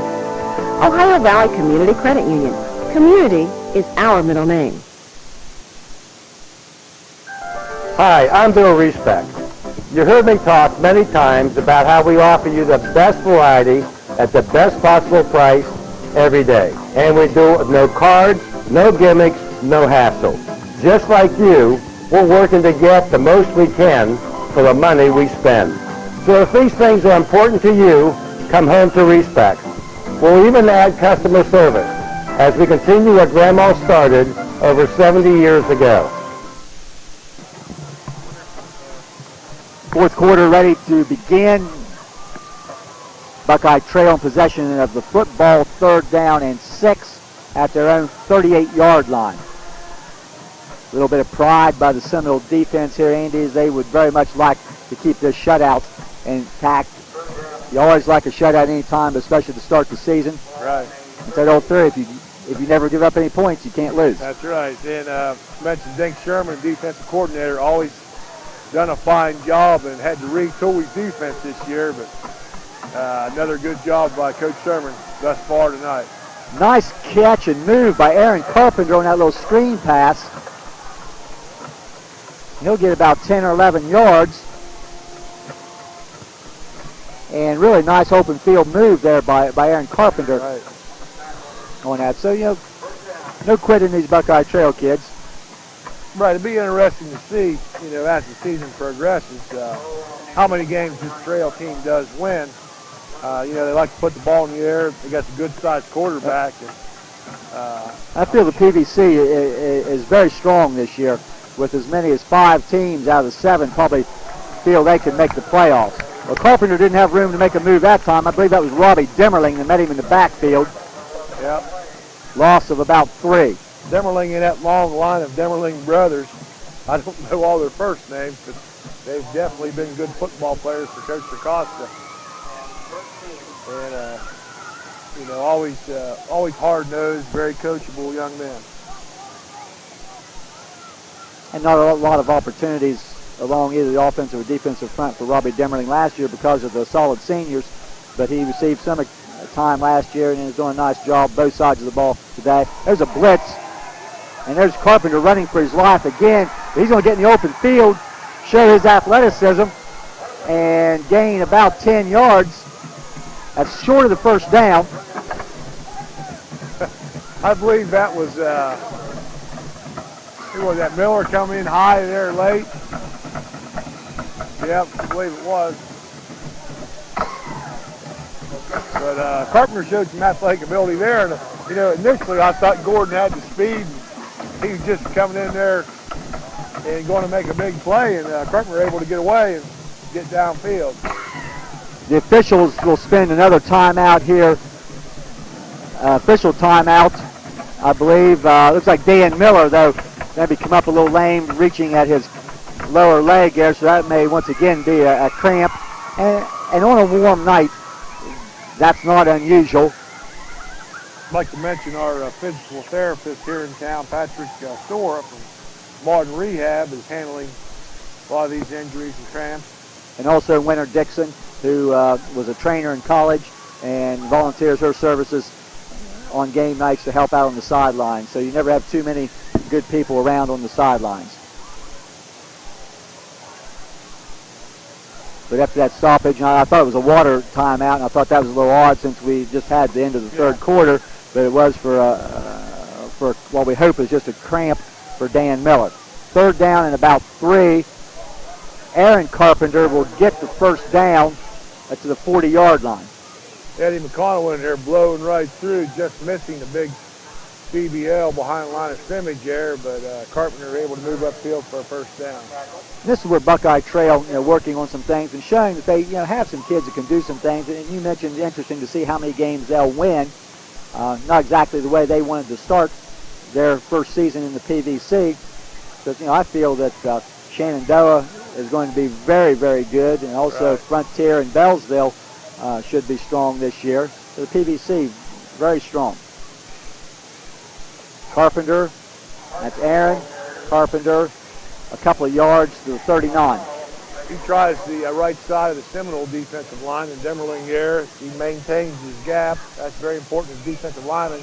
Just take care of your gaps, stay at home, plug it up, and along with some other help there, able to make a stop there for minimal gain.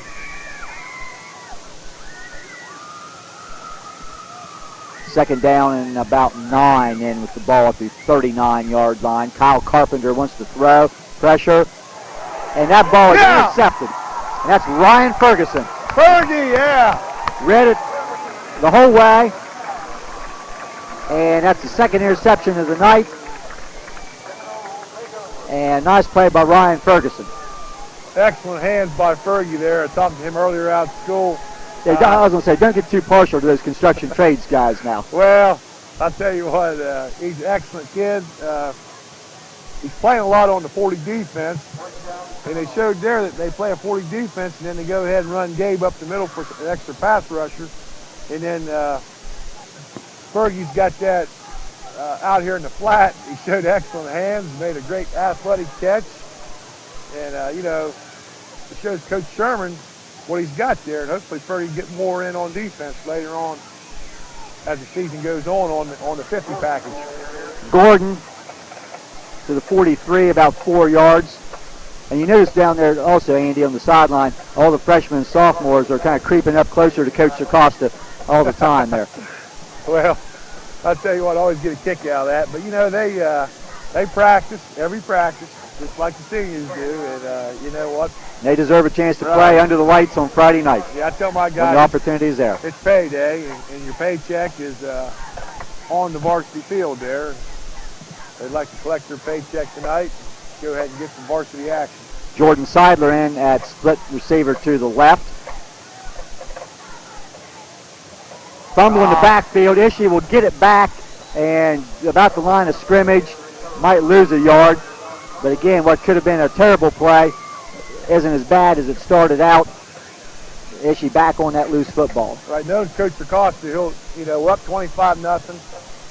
He'll examine all the positives, but he'll stress all the negatives. And one negative tonight is, 3 or 4 bad-handled, fumbled snaps. Certainly have to get that ironed out.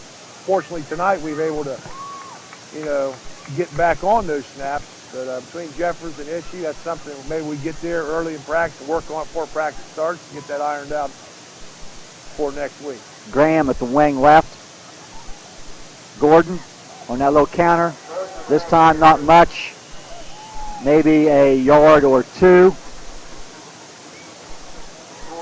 So after the Fergie interception there, not able to convert, brings up a 4th down situation. And Andy, on my unofficial stats, when we talk about divvying the ball up and dividing it up, among people, I have Josh Ishii, Aaron Brown, and Gabe Gordon all with 12 carries tonight. I'll tell you and what. that's fairly close, if not right on. And we have 3 people handling the ball the same amount of time, and it's right. all positive because they all have, about 60 yards or more. Right, that's a good example of Coach Circosta's team. You know what I mean? There's no I in team, and he always was good about that. Even the years with all of our good running backs, they've always seemed to distribute the ball very effectively. Well, Aaron Brown doing a lot of maneuvering down there, but Dan Miller and Aaron Brown had him, and also Curtis Merrick up off the pile. And both the Carpenter boys for Trail, Aaron number 20 and Kyle number 10, have taken a physical pounding in this game tonight. And Aaron a little bit slow getting up right there. He's carried the ball quite a bit, especially here in the second half. And Kyle Carpenter, the quarterback, has been hit several times and had to do a lot of running. So they've had quite a workout in this game tonight. 6:49 left. You'll see the first defense stay as long as Trail keeps their first offense on the field. This is number 20, Aaron Carpenter, trying to get to the outside. Getting some pursuit on that far side. 80 was one of the people there. Someone coming up from the outside and couldn't catch the number. A short pickup of a couple of yards. I believe that's Aaron Brown out there on that corner. Just absolutely outmanned as far as his side compared to the guy he tried to block him, and we've able to still contain. We've also got another Seminole then, it looks like, with a cramp, and really maybe a few more cramps than you're used to seeing by Monroe Central team, at this point in the season. Right, I can't really remember getting any cramps, but of course since they start earlier than they ever. I mean, the last few years they started here in the middle of, or the end of August 22nd, where it's probably more hot and humid than the days when you used to start in the 1st of September or something. So I'm sure that has a lot to do with it. Well, earlier in the game there, a couple possessions ago, Dan Miller was out with a cramp, so twin brothers Sam with a sympathy cramp here, late in the game. See number 49, Dudak in the game. He's, I believe, a junior. Also need to point out on the sideline here too, Andy, a graduating senior last year, Eric Shoemaker, that served as manager for the team when he was in school and just really did a tremendous job offering to come back and help out on game nights there, and just tells you the kind of young man that he is, and help the younger managers out and just be there. And he misses it greatly, and just wanting to help out where he can. So it's nice to have him back here on Friday night. Hold in there. They're holding Miller. Pressure. They didn't hold well enough, Andy, because another sack on the far side. Looks like Dudak may have had a part of that. I hate to say it, but the referee had to see that. You got to believe in a close ball game he's going to throw a flag, but for some reason, not that it should matter, but we got 25-0 lead. Dan Miller was obviously and another Seminole. And another Seminole then slow to get up. So Patrick and Eric getting quite a workout here, unfortunately, tonight. And we really don't want to make light of that because this is serious, and we hope it's nothing more than a cramp. And not able to tell for sure right now who that is.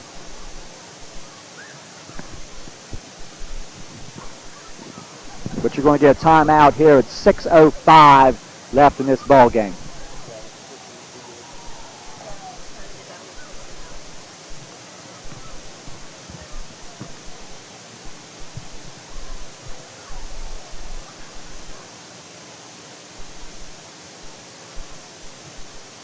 And we see here that number 40, Victor Neville, is going to replace Sean Joris on the defense when play resumes. Another first-year player, I believe it's Victor's first year out football, but getting a little time in here on Friday night. Well, there's Dan Miller again. The cramp flaring up on him again for the second time tonight as he makes his way off the field. And some of these young men who are bothered by the cramps here tonight, those legs are going to be really sore tomorrow. But maybe a point here where we don't see much out of Dan and a couple of these people the rest of the night there, because they've done great work tonight. So let's let some other people play a little bit. That's right. But Dan does a nice job for that defensive end spot.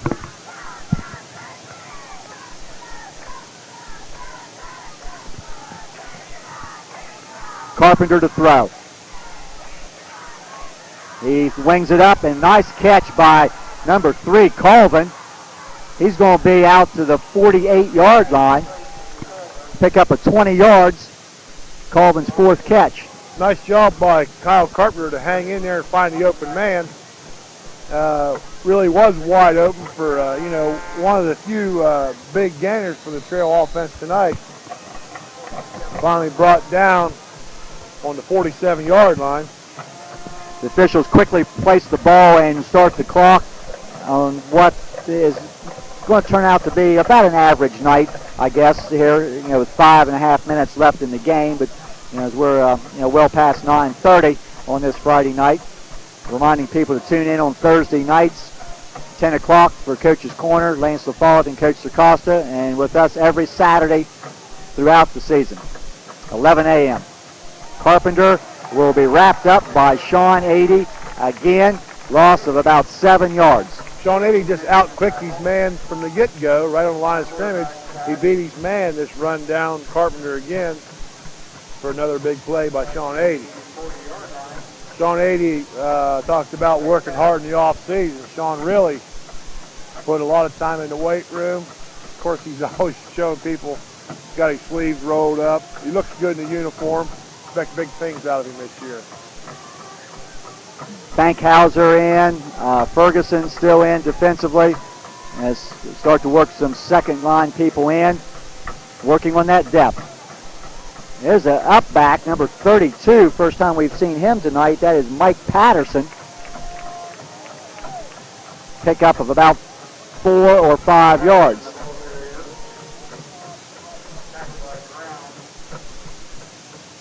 Bring it up third down, about 11.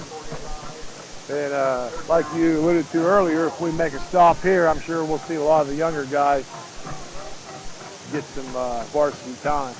It looks like, there's a couple of groups lined up. Looks like Coach Greg Shoemaker has a group with him down below there. What happens, though, that in a situation like this, you have about 30 kids you're going to try to get in the game in about the last 3 minutes. Right.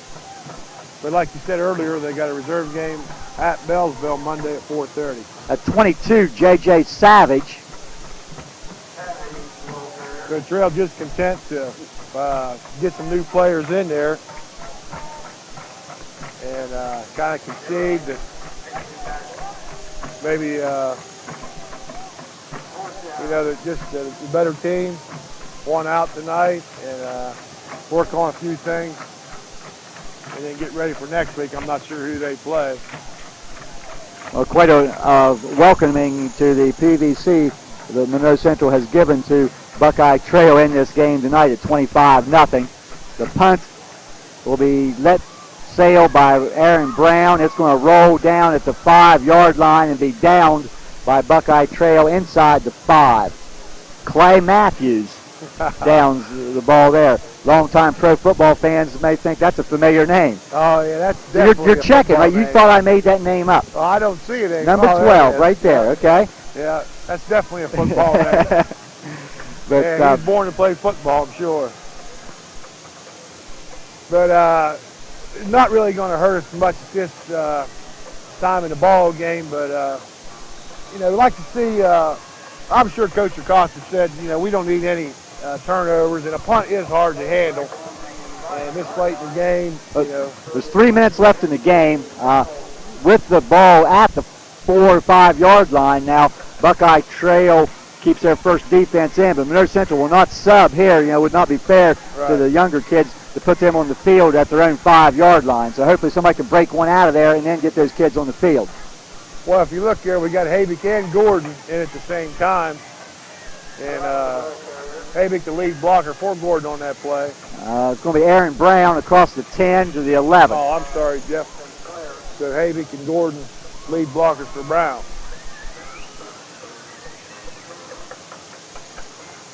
Chad Burkhart returns. He's played quite a bit along that offensive line tonight. Hendershot checks out. Chad, another lineman who worked hard in the offseason. Third tonight's ball game. Did a nice job tonight in their first team unit. Like you said, got a lot of yards on the ground tonight thanks to 5 or 6 offensive linemen in there rotating.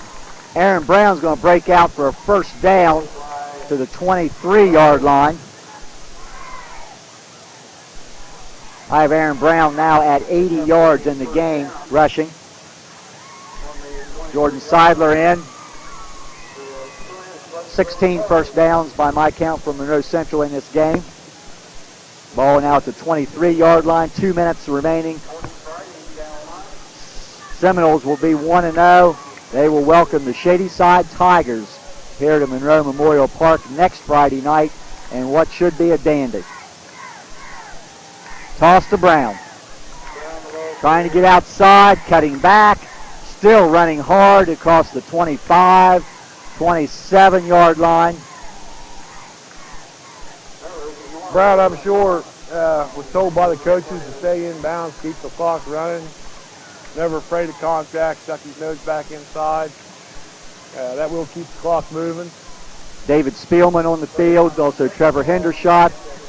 Number 63 is Anthony Dixon. 1:10 clock running.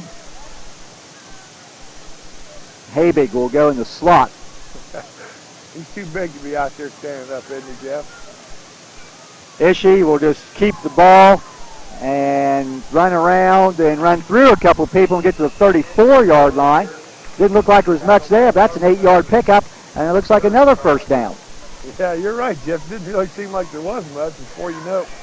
With his speed and Habick and another receiver out there. And the clock running down now. First unit will check out. Nice hand from the crowd below. And, sometimes, Monroe Central fans, probably you and I included, become a little bit spoiled. We expect to see this every night. But, extremely solid effort by Monroe Central in this game.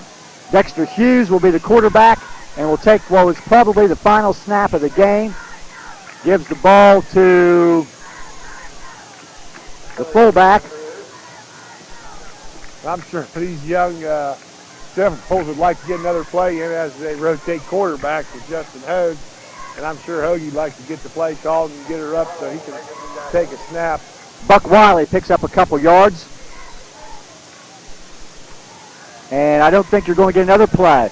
Monroe Central will leave the field tonight. Hoagie. Yeah, well, Hoagie gets one off. He wants that play in. He'll hand the ball off to Buck Wiley. And Buck's probably wishing that they didn't get the snap off as he gets banged around. But, that's about a 4 or 5 yard pickup. So that goes in the stats for Buck Wiley. But the Seminoles, as I started to say too soon, very impressive in this game. And very few mistakes other than some penalties. And they get a 25-0 victory over Buckeye Trail to open the season at 1-0. Very fast-moving second half. Able to score on the first possession. Then after that, just use their basic ground attack to chew up, big chunks of time off the clock. And defense stayed dominant as they was last year, and another goose egg on the board. And a credit to Dick Sherman and his defensive players. And give credit to the offensive defensive lines for a fine job and a good pass rush. Well, next week, as we mentioned, Shadyside will be here. They will throw the ball a lot. Last year, Monroe Central went to Shadyside and really put a pretty good whipping on them. and I'm sure Shadyside remembers that because they've been in the playoffs, I think, 3 years in a row. Right. And they do a great job down there, so they're going to come ready to play. But you like what you see out of this Seminole group for a season opener, and we hope that everybody gets out here next week and cheers this team on. This is a new team. You know, they're not last year's team, but they made a good mark for themselves in this game tonight, you know, with a 25-0 win. So, you know, anything else, Andy? No, you know, very enjoyable game tonight. Showed things, you know, a few things need to work on, but overall pretty good performance by these new Seminoles. Well, next week, you know, that game will be a WBNV radio game. I'll move downstairs with Dave Davidson and bring that game to people on the radio. So, you know, if you want to bring your radio to the game and you know, listen to all the mistakes that we make, you know, go ahead and do that. Then next Saturday morning, tune in at 11 o'clock. I'm assuming Andy will be here and have a partner to bring you the play-by-play as the Seminoles will play Shadyside. So, for Andy Shoemaker and Joe Eddy and Dale Eddy, this is Jeff Stevens saying good night from Monroe Memorial Park. Final score, Monroe Central 25, Buckeye Trail 0. Good night, everyone.